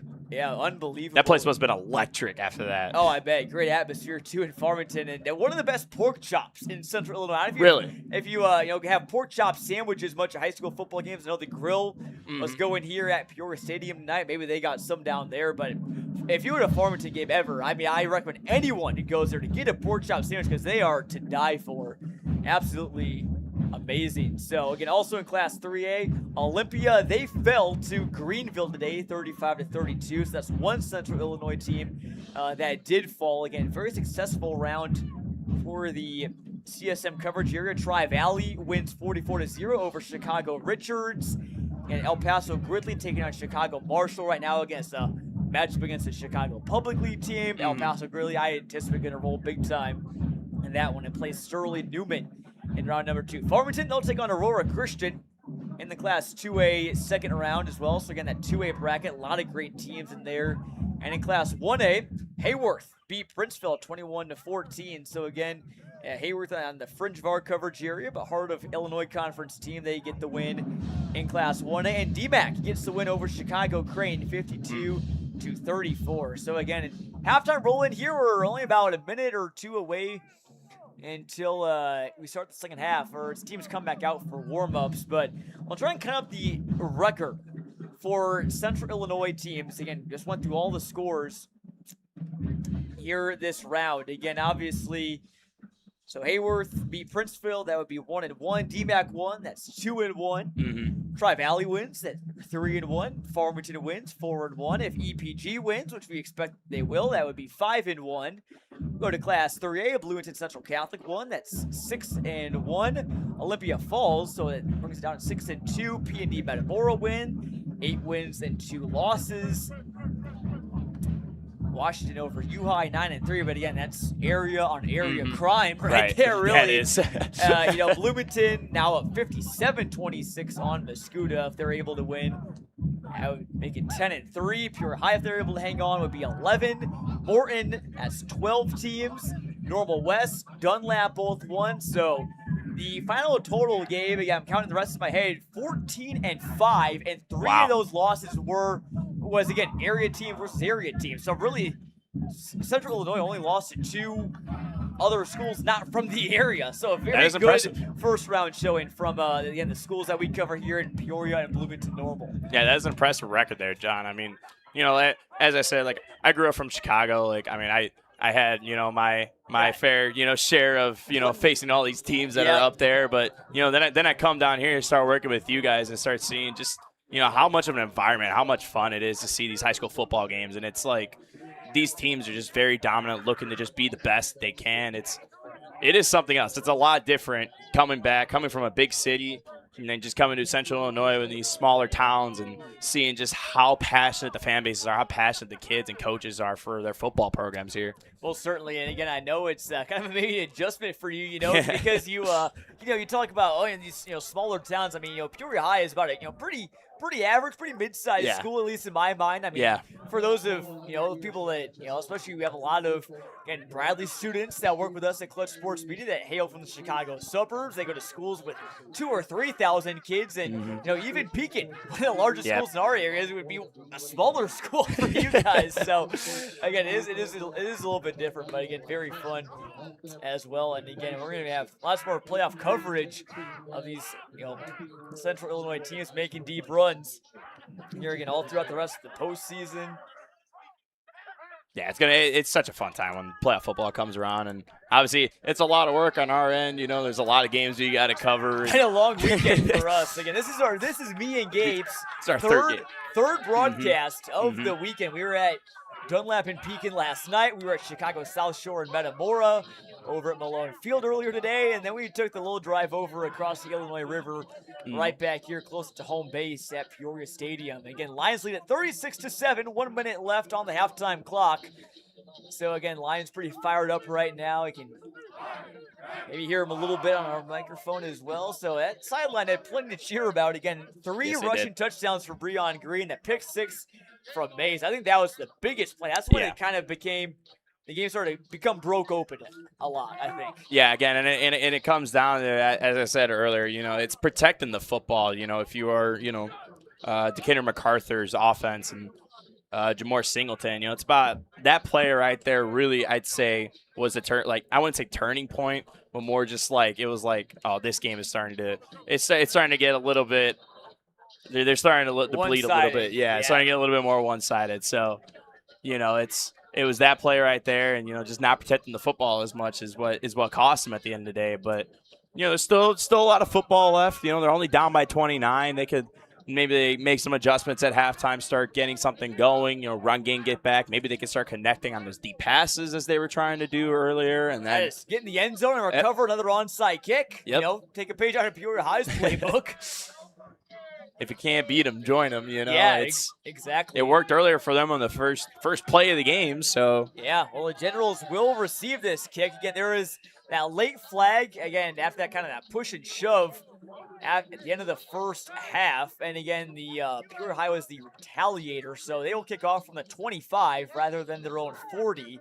And MacArthur's pretty much sends all their guys up front, expecting the onside here. Now, if you're Peoria High, maybe kick this off to the sideline. Maybe you do a normal kick here and maybe try and get one of your gunners. Yeah. Maybe you could even recover one as MacArthur has 8 guys up at the 35-yard line here. Second half ready to get underway here on Clutch Sports Media. Pierre Pisano gets the onside kick. It bounces off a MacArthur player and out of bounds. So it'll be Generals football in good field position at the Peoria High 35. So right now you're set up on the 35-yard line to start this quarter. This is prime position for Decatur MacArthur to put 6 on the board. And if they can get it quick, they're right back in this game without a lot of people realizing it. Yeah, I mean, again, it's big deficit, but there's still 24 minutes of football left to be played. Again, not really in running clock territory yet. I mean, once you get to running clock, that's when I think was kind of the death sentence. But again, still some football left to be played. And the thing is, if they can keep on recovering onside kicks from Peoria and everything, they can just, they get good field position, gives you a short field. So again, Singleton will come back out. The MacArthur quarterback has struggled to connect with his receivers tonight against this blanket man-to-man coverage by the Lions. It'll be a handoff to Caden Brown. Shook one tackle. Zon McCat, no, that was Judah Robertson. It was the first one to get hands on him, but Brown still picked up about 4 up the middle. Yeah, and if you're Decatur MacArthur, you have to go back to that first drive that you had at the very start of the game. They did everything right there. The O-line held their blocks. They went and ran the ball just efficiently and was able to take that down all the way to the end zone and score an early touchdown to start the game. And you just have to remember back to what happened on that drive and trying to continue that and get that going here, because the later you start, the harder it's going to be to come back. And it's a 7-2 Lions against the 5-4 MacArthur Generals. Singleton looking to pass, had to release it quickly and was looking for his man, Kalen Williams. And it fell incomplete. Peoria High nearly could have picked that one off, but I believe that was either Zapata or Alexander that lost his footing. Again, there it is again with the footing. The turf monster has come back. Undefeated. He is undefeated. All right, talk about all these teams that can make deep playoff runs. Well, they got to get past the turf monster first. I mean, they might be the odds-on favorite right now. That's gonna be the kryptonite for teams like East St. Louis. Will be the turf monster. Yeah.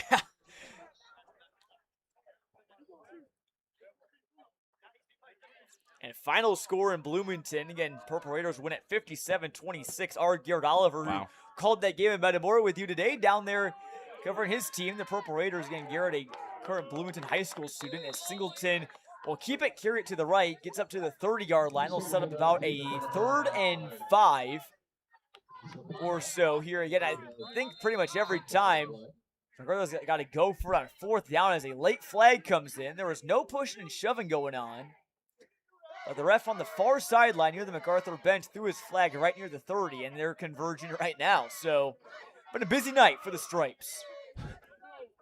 Yeah, the Zebras have thrown a lot of flags here today. About to see what this one is on, but both teams have committed a lot of penalties. They're talking about it, seeing what the call was. We'll see if it gets waved off. It's going to be on Peoria High. And it's an unsportsmanlike conduct on Peoria High. Again, I didn't see anything that happened there. I don't know if some words were exchanged or something must have been. Nothing that we could see up here in the booth. So, again, that will give MacArthur a 1st down. And that's about the 2nd or 3rd unsportsmanlike conduct penalty that we have seen on the Lions in this game. MacArthur has had 1 or 2 as well, but it goes back to what we said right at the end of that first half. You just got to keep your head screwed on here if you're the Lions. So it's 1st and 10 at the 15 for the visitors in blue and white. Yeah, because that puts them in red zone position right now with about less than 11 minutes to go here in this one. So, in 3rd quarter, 10:30 to go about on the clock as Caden Brown, the MacArthur running back, runs off to the right side. Got some good blocks. They're still going on his feet, getting a push from the MacArthur O-line. He is inside the 5, and eventually it becomes a war of attrition, and they get inside the 5-yard line there. A nice pickup of 12 there from Caden Brown, who has had some little room to run lately. Yeah, there has been. He hasn't found much success after that first drive that Decatur MacArthur had, but that was a nice run there. He got wrapped around a bit and stayed up on his feet, and then the rest of his team just kept pushing him forward. Probably gained about like another 6 or 7 yards there on that one. So now they're in prime position right now, right on the goal line, doorsteps of scoring 6 and getting back into this game early on in the third quarter. We'll see if they call Brown's number again. First and goal from the 3. They will call Brown's number, and he stays up on his feet, but gets brought down for about a loss of 2. It looked like Zapata, I think, got in there and laid hands on him pretty quickly.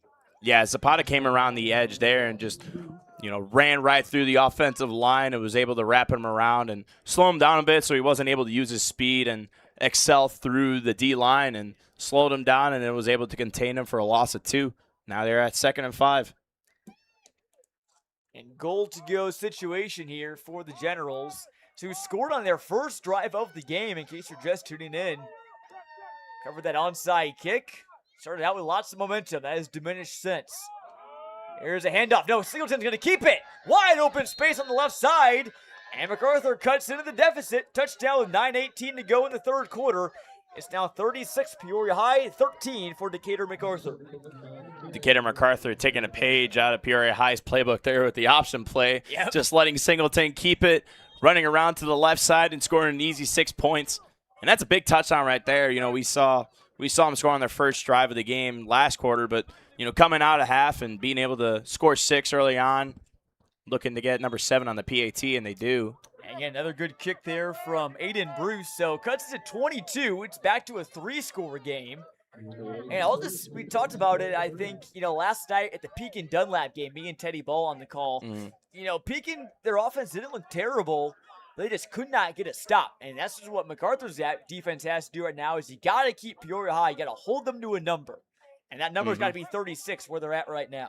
Yeah, and it's very hard with just how athletic this whole team is, up and down. They got a lot of depth, it's on the receiving end, on the quarterback end, and even their old linemen getting, they're very fast and put together good blocks too. So, anyone can make a play for them, but it's all about containing them, making sure they don't get these big plays that they've been getting all game, just relaxing, they're resetting to what you did on that first drive, and making sure you don't get any penalties either and giving them free yards, because they will make you pay for that.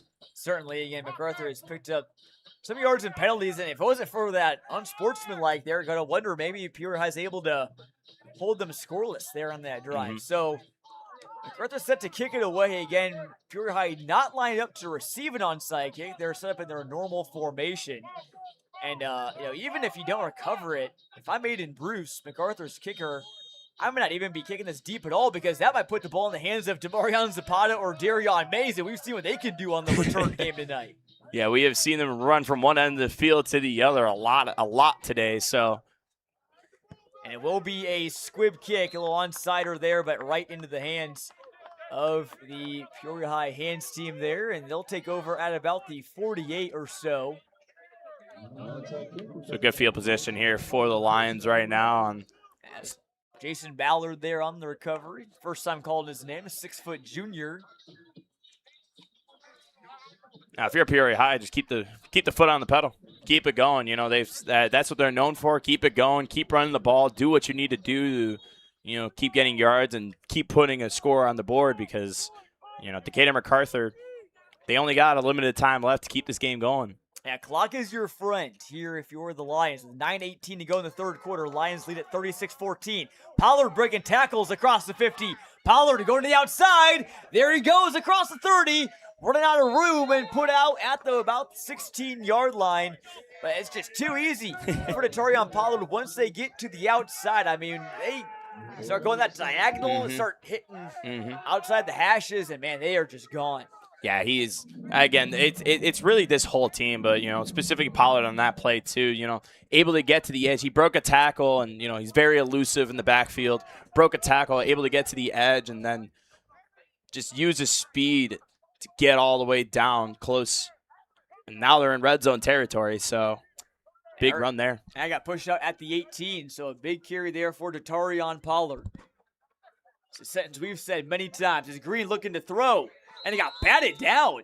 He's looking for where the ball was, right? Got batted down, I think, by Tyron Wallace on the defensive line for MacArthur, so it's 2nd and 10. Yeah, that was great defense there from Decatur MacArthur there. Was able just to bat down the pass. Now you get 2nd and 10. You probably expect a run here if you're the Generals defense. They've been running the ball all game, but it really depends on who's going to have the ball. Will it be the running back? Will it be Breon Green? Who knows? And will be a play action. Green connects with his man, caught at the 10 and brought down at the 6. That's a first down for the Lions. And identify again who caught that pass. Again, we mentioned at the top of the broadcast, but again, sometimes tough to identify these Peoria High players with the maroon jerseys and the black numbers. There's not much contrast between the two. No, there's not. There's not, especially from a distance and up here in the booth. It is very hard to see. Both John and I have glasses, and we still can't see it, so John's using binoculars to try and figure out who was the one that caught it. Try and see who got that again. Either way, Peoria High down to the 6 here, 1st and goal. Green looking to throw, going for the back corner, got it! Touchdown, Peoria High, and I believe that was Darion Mays. You know, we talked about Breon Green's legs the whole game, but, you know, again, dual threat quarterbacks are going to be able to do this to you. Threw a perfect pass over to the defender there in the back of the end zone, able to connect with the receiver, score 6 for his team, and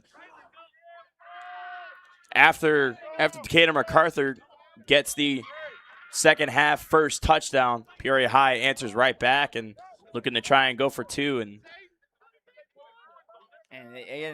Peoria High never goes for the extra point, so they'll try and attack on 2 more, make it a 30-point game. But again, MacArthur's defense let down their end of the bargain. Their offense scored, but they gave it right back as Green going to keep this one. Stiff arming a guy, reaches out with his arm, and he is just short right in front of the pylon.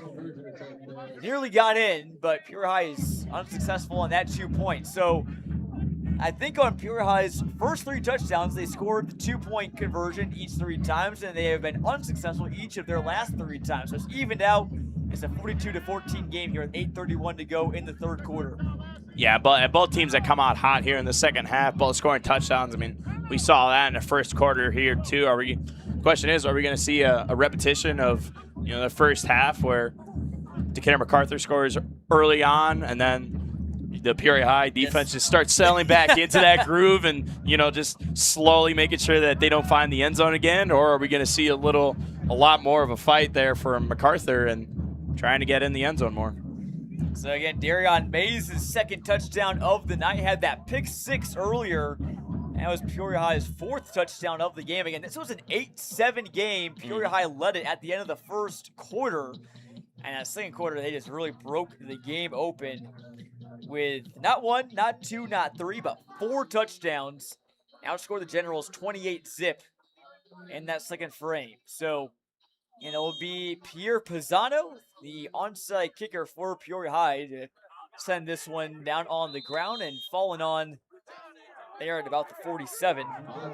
There from Thomas Jarrett. It's not for Decatur MacArthur, you know. Yeah, your defense let up a touchdown there, but, you know, at the end of the day, it's now your offense has to go out there and score another one. You know, it's, you know, keep that momentum going, go out there, keep driving. Maybe you get a big pass to connect again like they did earlier and, you know, get something going. But, you know, they have to do it quick because, again, time is not their friend right now.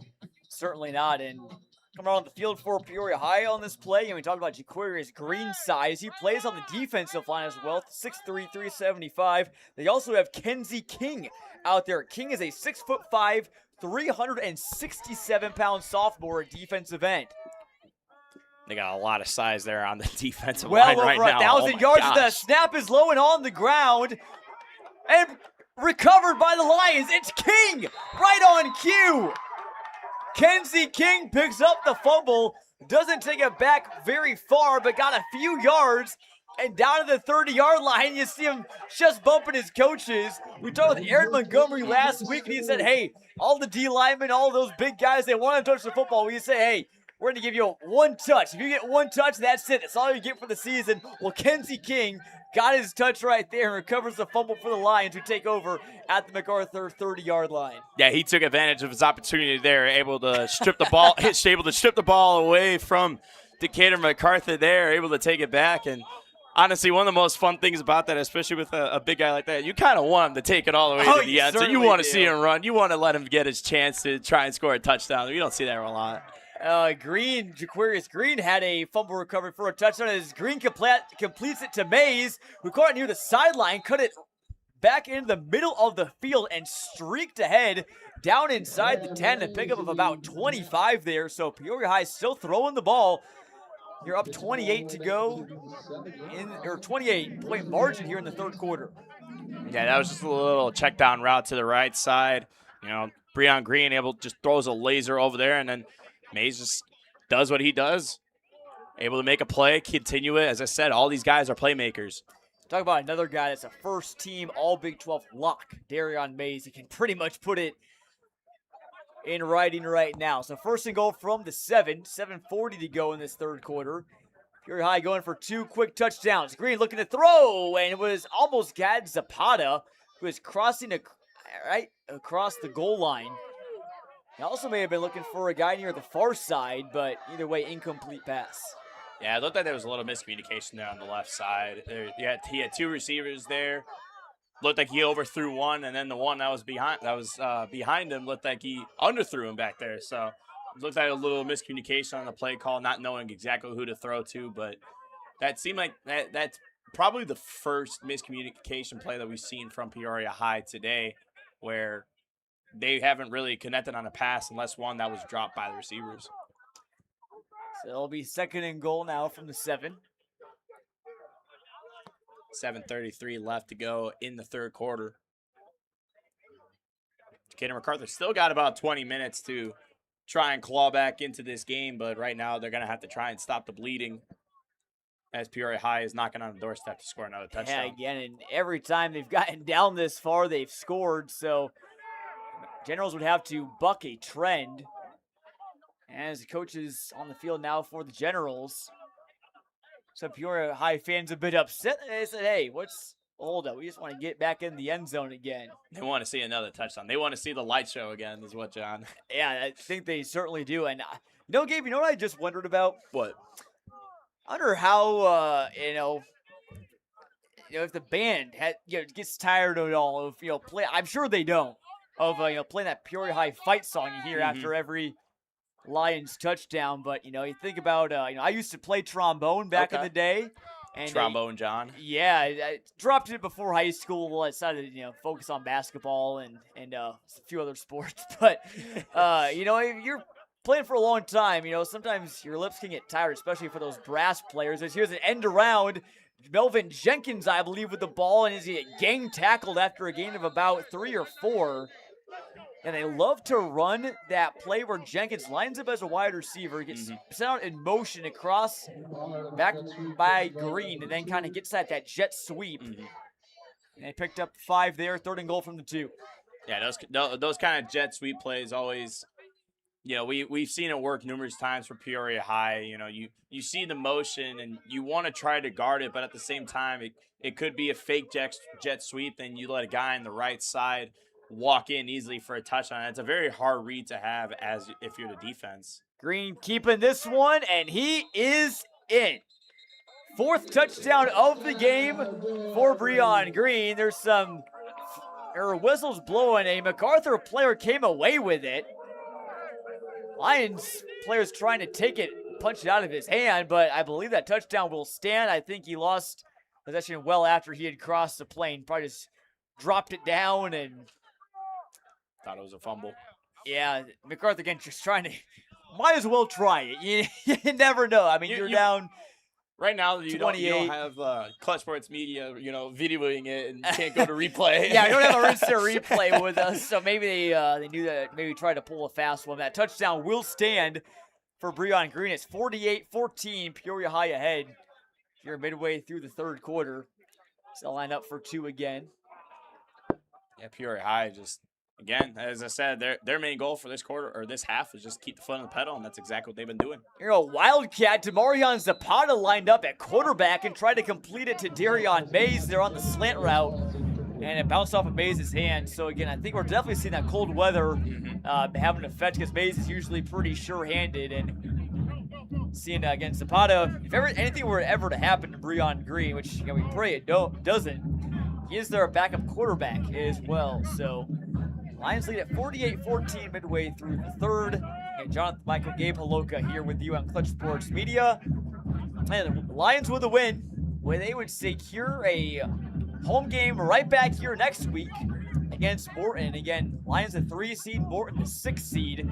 Both teams hosted in the first round. Peoria High is the higher seed, so that kind of is the tiebreaker when both teams have played the same amount of home games.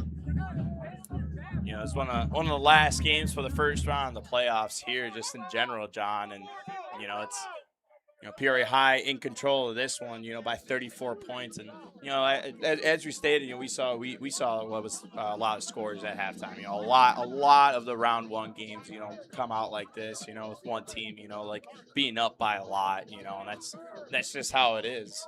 Yeah, and again, it happens every year in IHSA playoffs year. You're going to get some teams that certainly, are going to make a deep run, and some teams that are, again, just happy to be there. Again, MacArthur got in at 5-4. They beat Normal U High by 1 point earlier this season. So if they lose that game, there's a chance that they're not even here tonight. And Lions are facing something else, and there's more pushing and shoving going on. Hate to see that. Lions go back to the sideline.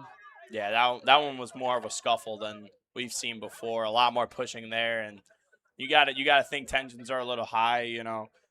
Peoria High is up big in this one, and even if there are a few words said that are maybe isn't like that big that big of a deal. Decatur MacArthur being down. There's a lot of intensity going on with that. Again, yeah, and I was gonna say, obviously, we're up here in the booth. We don't really know what's going down there on the field, what words are being said. But I would have to imagine that it's what it is MacArthur. They're frustrated. They're maybe it's either frustration they're trying to get let out, or they're trying to instigate something, get a 15-yard penalty. Because again, it doesn't matter who starts it. If you're the one that retaliates, you're the one that's getting flagged for 15 yards. As the referees are holding court with both teams at the 40. And I'm sure I know what's being talked about there. And they said, hey, boys, you need to clean this up, because there's been 5 or 6 flags, unsportsmanlike conduct, and things of that nature after the play has been dead tonight. Yeah, the refs are just trying to control the game a little bit, Obviously, it's an intense game, emotions are high right now, but, looking to play a clean, competitive game, and it's all about just, keeping your mind empty, just keep playing the game that you do. And Singleton, fake handoff, going to keep it here. Got away from Zapata, running to the sideline. Gains about 5 yards. That play started at the 37, and Singleton, senior quarterback for the Generals, picked up 5 right there. Yeah, we've seen Singleton, and he also has some wheels too. He's got some legs to get out to the outside and beat a few men. Even with how fast this Peoria High defense team is. We've seen him break out for a few runs and, get some good yardage on it. So, yeah, again, Singleton can get it done with his legs, too. Again, he's a senior. So, again, this score holds. Again, Lions lead at 48-14. 6.5 to go in the third. This would be his final high school game. So, let's leave it all out there on the field. Again, Lions showing lots of pressure here on this 2nd and 5. Singleton looking to throw. Another high arcer, and it's out of bounds. That one didn't really have a chance of staying in. Yeah, and go back to your point there, John. Talk about the seniors playing. You never know if this is going to be your last game. In high school, in your high school career. Doesn't matter if you're the higher seed, if you're the lower seed. Coming into a game, and when you reach the playoffs, this could be your last game, and just gotta leave it all on the field. Play your best, play your heart out, play a game that you're proud of. And that's. At the end of the day, win or lose, that's something that these players are going to carry with them for the rest of their lives. Is their last game, they gave it their all. They did everything they could have. Whether the result was there or not, they did what they could to help their team and be the best player they can be. Yeah, it's again 3rd and 5. They hand off. It's a toss play to Brown running to the right side. He gets brought down. And this Lions defense has been pretty strong tonight for the most part again.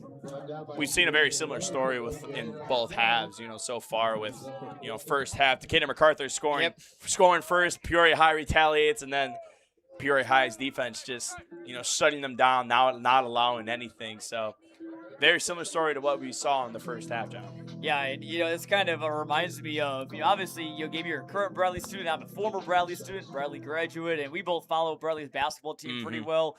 I watched them for, a number of years and still watch every game.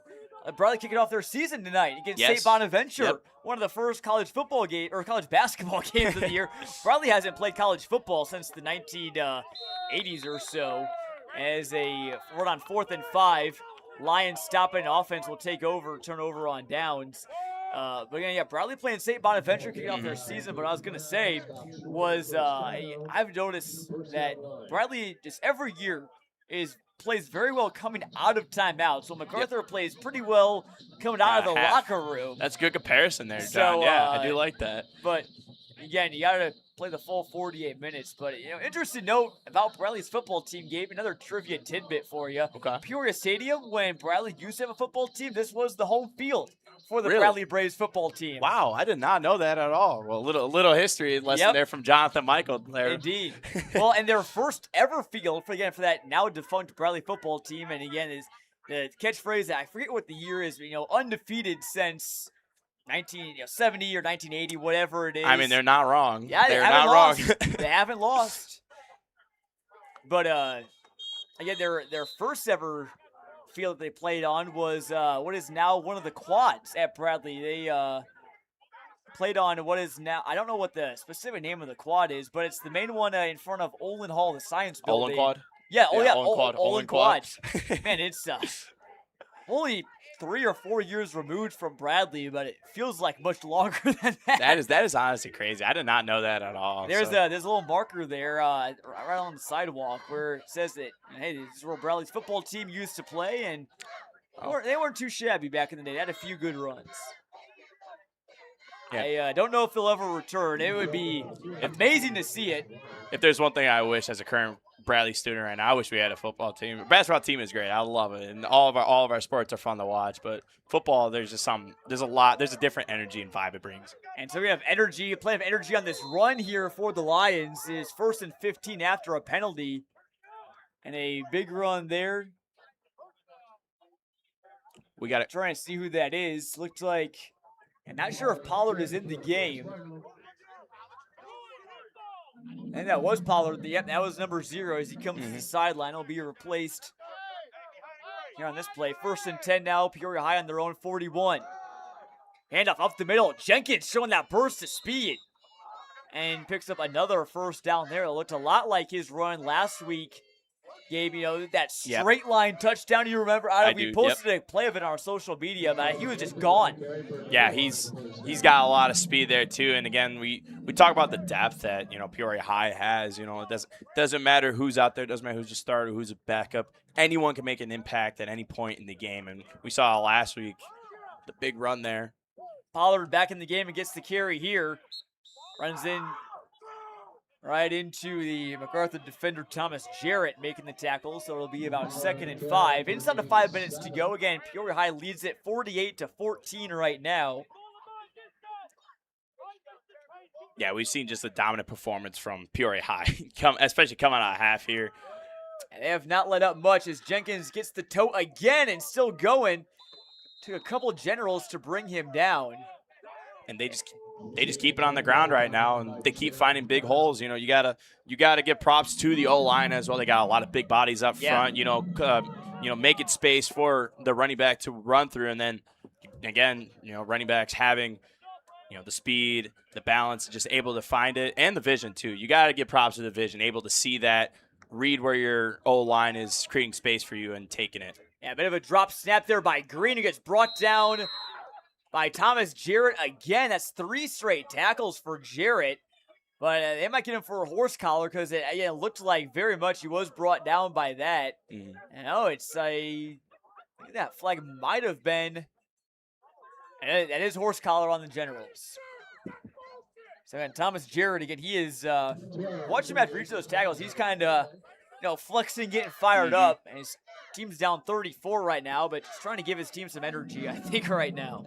And that's the kind of player that you look for. Someone that doesn't matter what the score of the game is, trying to get your team fired up and, create that energy that, every team needs in every minute of a game, honestly.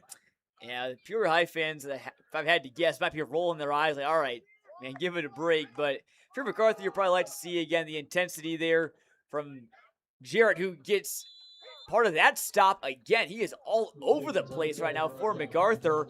Another late flag comes in. There's been tons and tons of laundry. Again, this was after that was Melvin Jenkins got brought down. So Pollard and Jenkins kind of alternating carries here on this drive. No need to run either of them in the ground too much when it looks like your second round playoff date is looking pretty likely here. Now it'll be a 1st and goal on the 5-yard line. Now after that flag, it was on MacArthur. I'll move it down to the 2.5. I wonder if it was another unsportsmanlike conduct or something along those lines because, we saw it on every single tackle so far here. A little bit of flexing, little stuff going on trying to fire up the team, but sometimes you can take it a little too far.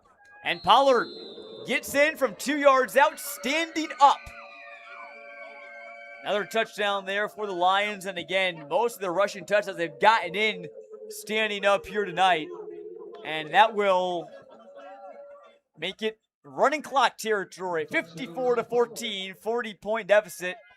And we will play the rest of this game with the running clock. I mean, John, as you said, once you reach running clock territory, it's almost like a death sentence if you're MacArthur, because you don't have a lot of time on the clock with only 3 minutes left here in the third quarter, and then running clock with 12 minutes left remaining. It's gonna be tough. Green rolling out on the 2-point conversion, wide open man, and it's good for the Lions. 56-14. We're at 3:25 to go in the third quarter. So, we did say again, saw a running clock earlier today in Metamora. And you see it one here at Peoria. Gabe, I'm curious, what is the closest a team has been?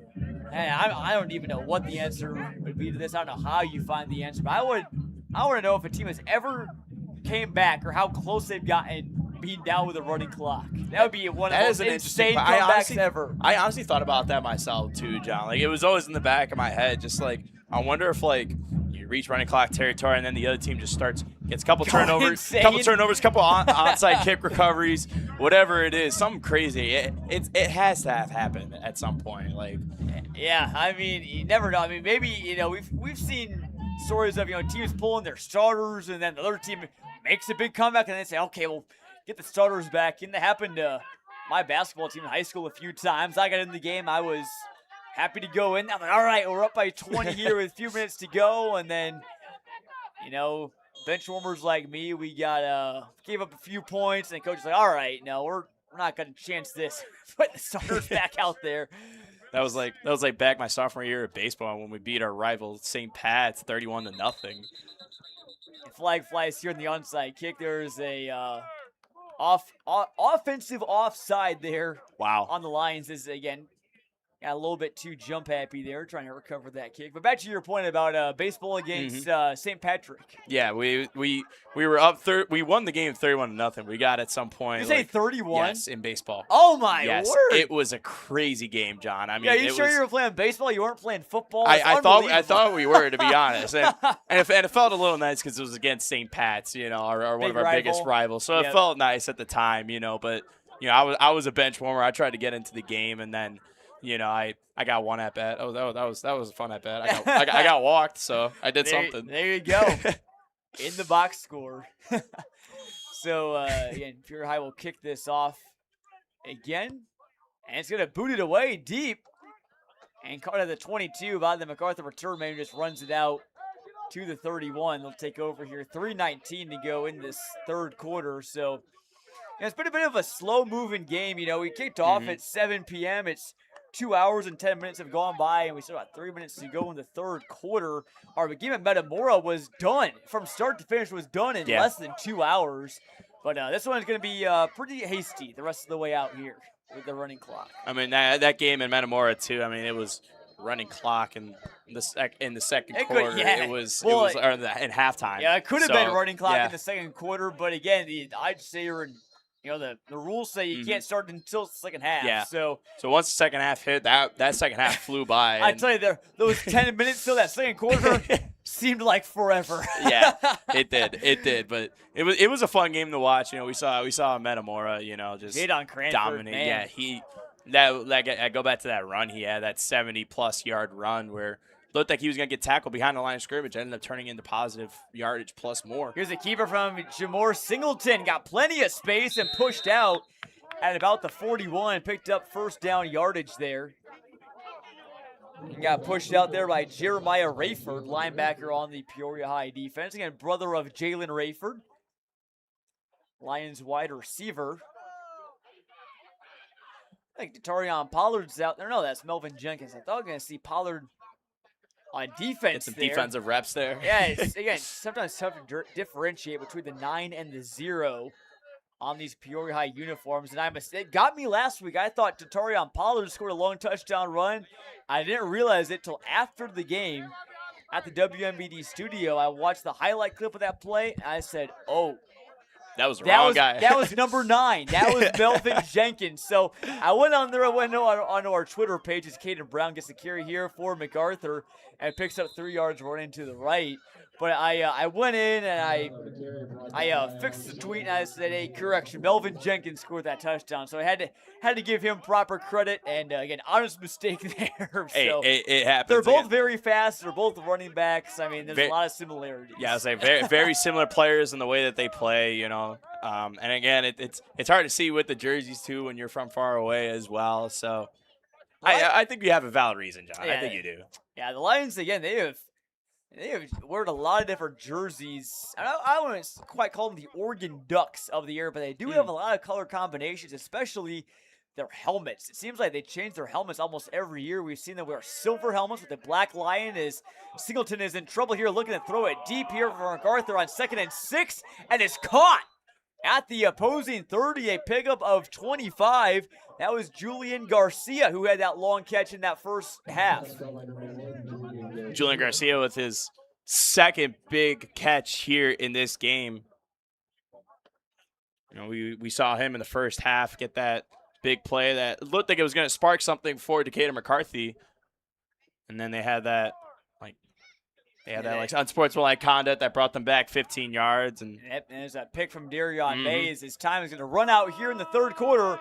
Lions lead at 56-14. But yeah, those completions to Garcia, Gabe, I think have been some of the only completions of the night. It's been a tough night for Singleton again, who only had 2 complete passes against QND last week and has only had about 2 or 3 here tonight. They've been passing the ball a lot, but you lob it up, these Peoria High defensive backs, and they're going to at least make a play on it, if not pick it off. And yeah, they'll either play the ball, they'll either try and tip it away, and it's hard when you're going up against one-on-one against one of the best defenses in the league as we talk about. But we've seen 2 completions for Julian Garcia so far. The connection has worked out twice for them, and Garcia kind of boxed out his defender there. He used a little bit of maybe some basketball knowledge there. So it'll be MacArthur ball at the Peoria High 29 to start the fourth quarter. And again, looking at the Class 5A playoff bracket, Peoria High is pretty much locked up a second round playoff game here against Morton. But again, elsewhere in the 5A bracket, and the other remaining teams in the South bracket are Washington, Mahomet Seymour, Kankakee and Providence Catholic, Oak Forest and Bloomington, and then obviously Peoria High and Morton. So again, a lot of 4 Peoria area teams plus Kankakee. They're always fun to watch. Here's a handoff to Caden Brown. He got tripped up behind the line of scrimmage. Octavian Alexander, I believe, brought him down. Yeah. But, Gabe, I mean, again, I don't know how much you know about some of these other teams, Mahomet Seymour, Kankakee, Providence. Who do you think is Peoria High's biggest threat at least before they reach the state title, out of those 8 teams that I just mentioned? That's a good question there. I kind of put you on the spot. Yeah, I'm not gonna. That's a good question, but I've been following Kankakee. One of my good friends, Michael Savoy. Yeah, he's been telling me about them a lot. Good friend. And Michael might be tuning in tonight. So yeah, shout out Michael Savoy. Shout out Michael Savoy. But I've been watching them a lot, and they seem like they have a great program over there. Just very dominant, and both teams clashing would be a lot of fun to watch, I would say. Yeah, that would be a great game. Is Singleton going to air it out, looking deep, and Mays had it lined up and couldn't quite pick it off in the end zone. 2nd and 12 there on the 31 for MacArthur, so it falls incomplete. 3rd and 12 now on this play. But yeah, Kankakee, again, team very similar to Peoria High. They're fast-pacing and put up tons of points. I think they put up 92 in a game earlier this season. Yeah, I saw that. Yep. Back in week 3. So, again, Kankakee, they played Normal Community earlier this season, so a bit of a common opponent there. If the K's and the Lions were to face off, and the earliest that could happen would be the state semifinals. Now, what about you? Who do you think would be, though? Again, Kankakee, I think, is definitely a good answer. I don't know much about Providence, but I know, again, they're very battle-tested. And, they're a good program as well. As Singleton trying to keep this one, evades one man, still going. Singleton near the sideline, still going, and gets pushed out inside the 5. And one of the nicer runs of the night we've seen from the MacArthur quarterback. It's going to be 1st and goal. Yeah, that was a great run there from Singleton. Just rolling out to his left, made a few men miss. Able to get to his side. Now you're inside the 5. Inside the 10. Looking to try and score 6 here and get back in this game a little bit more. Yeah, again, Lions leading 56-14 right now. But to answer your question, Gabe, again, I've seen Washington play, several times this year. I got to say Washington, I think, just because they have – I can't remember the last aside from their game against Dunlap in Week 7. That was a close one. Washington won at 23-15. But there's just so many times where Washington gets a lead in the first quarter, and they don't even come close to giving the lead up. So they play very well with the lead as, again, it was Keaton Brown getting brought down there behind the line of scrimmage here, running clock in the 4th quarter. But I think the only time they did was Week 1 against. Yeah, they lost to your alma mater, Niles Notre Dame, 13-12. That was no bias here. But again, that's the only thing standing between Washington and what could be a perfect season. Again, they're now 9-1 on the year, 1-9 straight. But again, Washington, again, they're tough, they're big, they run the football very well. It'd be a great matchup of running backs. I mean, Will Freeman versus Tardion Pollard, two of the best in the area. As Singleton looked to throw here, got a man across the middle and incomplete. Again, right there, and just couldn't quite connect with, I think that was Kalen Williams, who he was looking for, a sophomore wide receiver. Yeah, it was a little slant route from the left side coming over the middle. It was right in his hands, just couldn't hold on to it. Again, we saw it from Peoria High a lot, and Decatur MacArthur in this game so far really hasn't passed the ball a lot, especially passes like that, and just couldn't corral it. And that was not a high archer from Singleton that we've seen a lot of times tonight. So 3rd and goal now from the 7. 2 wideouts here for MacArthur, and 2 tight ends to help block. Singleton going to run it behind those tight ends, but gets pursued and brought down from behind. Pressure off of the left side there for Peoria High, and it looked like that was number 14. I think that was Kewan Jordan, the defensive end, bringing him down. 4th and goal. Great defense there for Peoria High. Just able to keep them behind the line of scrimmage, lose some yardage. Now it's 4th and 12, and again, this could be one of the last drives for Decatur MacArthur if they can't convert with about 7 minutes left to go in the 4th quarter. Yeah, again, with that running clock, too, again, there's not many 7-minute drives, but when the clock is not stopping, and yeah, this could be MacArthur's last chance to get into the end zone here. Again, they let it 7-zip in the first, but Peoria High's offense been too much since then. 7:13 to go. Singleton looking to throw, going back corner, jump ball, batted around, and falls incomplete. There are 2 Lions there. I wonder if it's going to get tipped maybe to Zapata, who is also over there, but it'll be a turnover on downs. Turnover on downs there, and less than 7 minutes left to go. Peoria High just looking to chew as much clock as they can, just run the ball and get closer to advancing to the second round as as quickly as possible. Yep, again, these big playoff wins have kind of become the norm for Peoria High, who, again, last year they made it to the state quarterfinals. They lost it to Joliet Catholic. Again, we were here for that game. The Hilltoppers just dominated the Lions in that game. But again, it started out the playoffs last year. I think you were on the call for this game. They were playing Country Club Hills Hillcrest. I was. That was the first time I was on call for Clutch Sports Media. Oh, and a big hit by Peoria High. Guys stayed up. That is Melvin Jenkins. Inside the 20, inside the 10. Unbelievable 88-yard touchdown run. Jenkins got popped, did not go down, and just kept on going. And that's some salt in the wound there for the Generals. Yeah, and Jenkins ate that hit. I mean, it was a hard hit. You even heard it from up here, Yeah, we heard it on the microphone in our headsets. Yeah, you heard it from up here, and he was able just to stay up and then was able to use that as like a little boost to run past the defenders a little bit faster. And it's like getting a mushroom in Mario Kart. Yep. But nonetheless, that's a long touchdown for Peoria High, and we've seen a lot of those so far today. So 62-14 is your score. So and they'll go for 2 and would be a 50-point advantage if they can get this. Melvin Jenkins, 88 yards to the house. Again, he is such a big play threat. I mean, he's a track runner for Peoria High. He's got sub 11-second speed in the 100-meter dash. Wow. So, again, very, very fast guy. And almost impossible to catch once he gets in the open field. So, again, Peoria High had I think the Zapata had a foot or two out off on the sideline. They told him to, hey, get back on there. So this team's just excited too. Yeah, they're excited to celebrate already. You can already see it they're getting a little antsy on the sideline on every single play. Yep, they certainly are.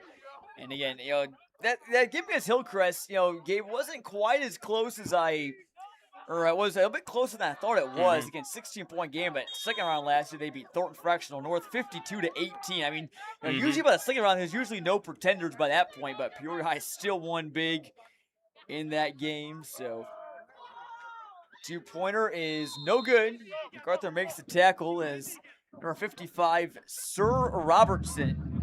Interesting spelling of Sir, C-E-R. That is interesting, John. Freshman for Decatur MacArthur. They're getting in there on the stop. But again, game is the end. 6 minutes to go here in the game, 62-14. You go back to that Mario Kart thing. What's your go-to character in Mario Kart? Yoshi. Yoshi's my dog. I have to go Yoshi. I don't know why. I've just always had a connection with Yoshi. Big time. Yep. Yeah, I'm in agreement there. Yoshi it's either Yoshi or Dry Bowser. I'm a big fan of Dry Bowser. Dry Bowser's a good one, yeah. Yeah. Because I use Dry Bowser, he's got the Flame Runner. That's the that is true. That's the best cart or best bike, I should say, in the entire game. So it really depends. Are we talking about Mario Kart Wii or are we talking Yes, about I'm talking Mario Kart Wii. Okay, I don't know if you're So then I'm there's going a lot of different types of I'm going Mario Kart out Wii, so Yep. Okay, so my favorite just to go with is Yoshi, but if I really want to go fast, Funky Kong. Okay, Yeah, Funky Kong, yep. Yeah, Funky Kong really can get it done for sure too. So, yeah, no, I'm a big Wii fan, Gabe. I mean, Yeah. I still got mine. I got it when I was 10 years old at Christmas, and here I am, 15 years later. Still playing it. I still, whenever I get time to, me and my girlfriend like to play tennis on Wii Sports a lot. Yep. Classic. Yep, and also some baseball as well, as onside kick recovered by the Generals at the 48. So, Did you ever play Mario Super Sluggers? oh, big fan Yep. of Mario Super Sluggers. Great game. That's a great game. one as Yep. well.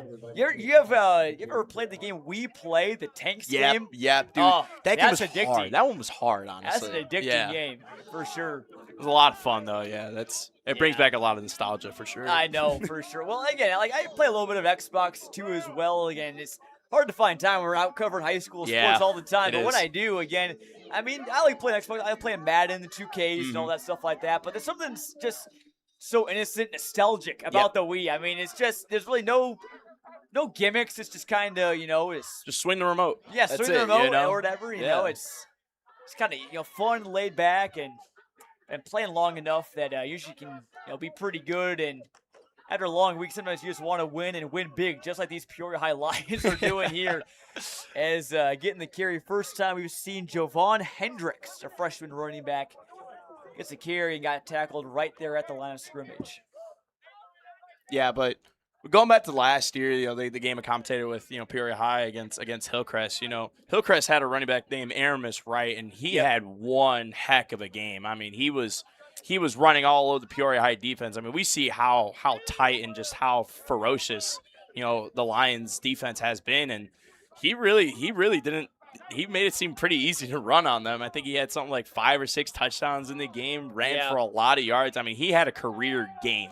As Aramis, right? And there's another guy. I think his last name was Carmichael. I believe. Yeah, Carmichael. Game. Yeah, he was. Yeah, I think Carmichael. I think he was a junior last year, and I wasn't here at the game, but I remember seeing the rankings. I think one of those players, I believe it's Carmichael, is one of the top players in the state here in the senior class in Illinois this season. So, well, congrats to him for that. Yeah, Hillcrest though they were in the playoffs today in Class 4A. They did lose to Macomb, so either way they are knocked out. Again, 256 teams in the IHSA field to start across all 8 classes this weekend. It'll be whittled down to 128 teams across the state. Wow! After this one here tonight, so. Round of 16 coming your way starting mostly next Saturday. Not going to be many Friday games the rest of the way out. As a big fella getting the carry for MacArthur, that's number 44. There's no 44 on the roster provided to us. I'm assuming maybe an underclassman that maybe they called up from JV to get some playing time here. Yeah, potentially there. I mean, they've always got to have some depth there on the field, and might as well get someone who plays at like a lower level. If you need another roster spot be filled up, he'll be on there. So, and so as a third down, it's going to be now 4th and 10 for the Generals, and they'll probably put this away here. 3:05 to go in the fourth quarter. Shout out Pitbull, Mr. 305 himself. I love that reference there, John. That was a good one. Got it. Less than 3 minutes left to go here in this one, and this one seems like it's the last drive for. Yeah, this will definitely be the last drive for the Lions. But man, I gotta say, maybe a hot take, but back when I was younger, I used to kind of clown Pitbull a little bit. Thought he was kind of corny, but he's got some really good songs. He does. Yeah, he does. I'm a big Pitbull fan. I would see him in concert. Yeah, he puts on a good show, and his music does hit pretty well. What would you say is your favorite Pitbull song? Oh boy, I gotta. You gotta go on the Spotify. Yeah, I'm gonna look it up. I'm gonna look it up again. Okay. Peoria High leading big right now, 62-14. As again, me and Gabe will look again, maybe even just a tiny bit delirious here in the booth after a weekend full of playoff action. Has been busy for us here, but I gotta go. DJ's Got Us Falling. That one. I gotta go that one. That's a good one. I like Time of Our Lives song with Dio. It's a pretty good one for sure. Yeah, that one's a classic, but. 1:46 to go. Lions going to take over here at the 17-yard line.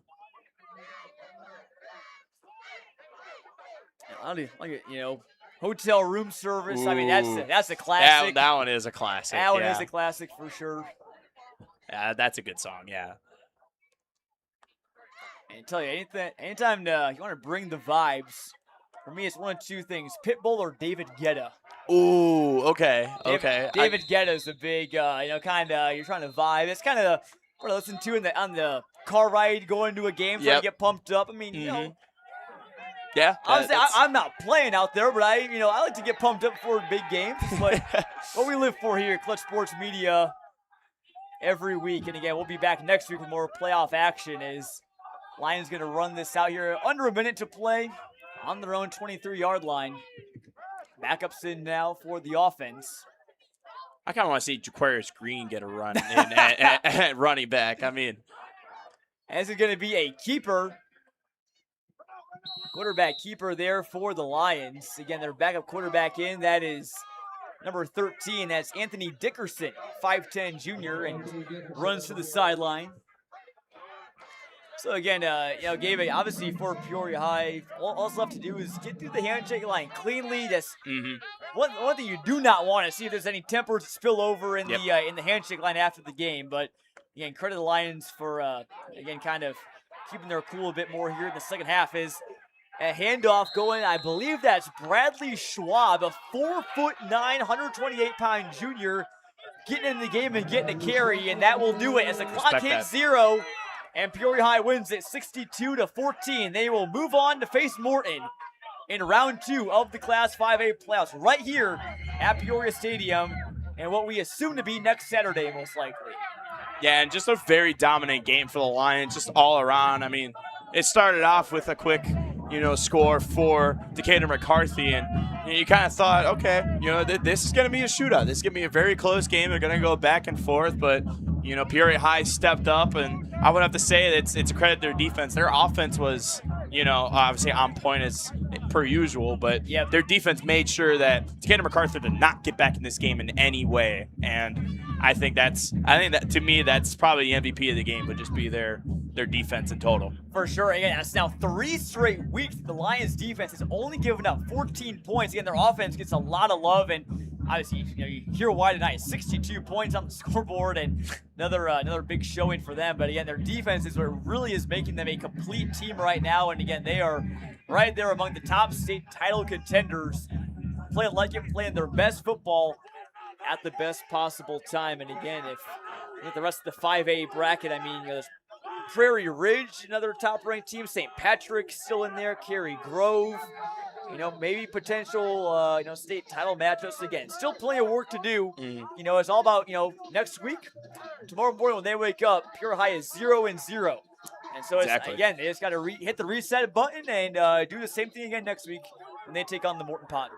Yeah, I heard a quote from someone the other day talking just about playoffs, and they said that when the playoffs hit, it's a second season in one season. I think that's one of the best ways to go about it is, got to think about it as it's a fresh new start, new game. Just go out there, keep playing your game, and think about it as don't worry about what happened in regular season. You did your job in regular season. Now it's time to focus on each and every single game, and Peoria High did that today, and they seem like they are going to do that for the rest of their playoff run. They certainly are, and again, final scoring recap. Again, Breon Green, multiple touchdowns today, had 3 on the ground, including a 60-yarder. Again, Darion Mays had a pick 6, also a 6-yard touchdown catch from Breon Green. Vitarion Pollard also with a touchdown run for Peoria High. Melvin Jenkins, that 88-yarder near the end. I mean, the list goes on and on for the Lions. Again, to move to 8-2 on the season, MacArthur. Their season concludes at 5-5. And that will about do it from Peoria Stadium. First round is in the books, essentially, across the state. Again, Gabe Haluk, any more final thoughts looking ahead to next week or from this game tonight? I mean, Peoria High just, really showed just how dominant they are, in this game. And, they have that momentum going forward into the remainder of the season. But, as we look at, Decatur MacArthur and as their season comes to a conclusion, you just got to tip your caps. They played a great season. They snuck their way into the playoffs, but still, even making the playoffs is something that you should not look over at all. It's very hard, especially in a conference like that they have. It's very tough, but they were able to find their way in there and still come out here and still play to the best of their ability. They faced a very tough team in Peoria High, and it's nothing to hang your heads about. This is a great season for them. They finished 5-5. They have a lot of hope heading into the next few seasons, and for the seniors, that play their hearts out today in their final game, gotta tip their caps to them, say congratulations, and give them and wish them the best as they move on forward with the rest of their lives. Yeah, couldn't have said it better myself. The Lions will head back to the sideline and celebrate with their fans and students. Very happy group, as you can hear them over our microphone. Well, we'll leave you with that tonight from Peoria Stadium. Lions win at 62-14. Again, thank you for joining us tonight on Clutch Sports Media. Again, we'll be back next week with more playoff football. Maybe even right back here. Maybe even with the video cameras at Peoria Stadium. Again, for Gabe Haloka, I'm Jonathan Michael saying so long and good night. Have a great rest of your weekend. Round 2 of the playoffs coming up next.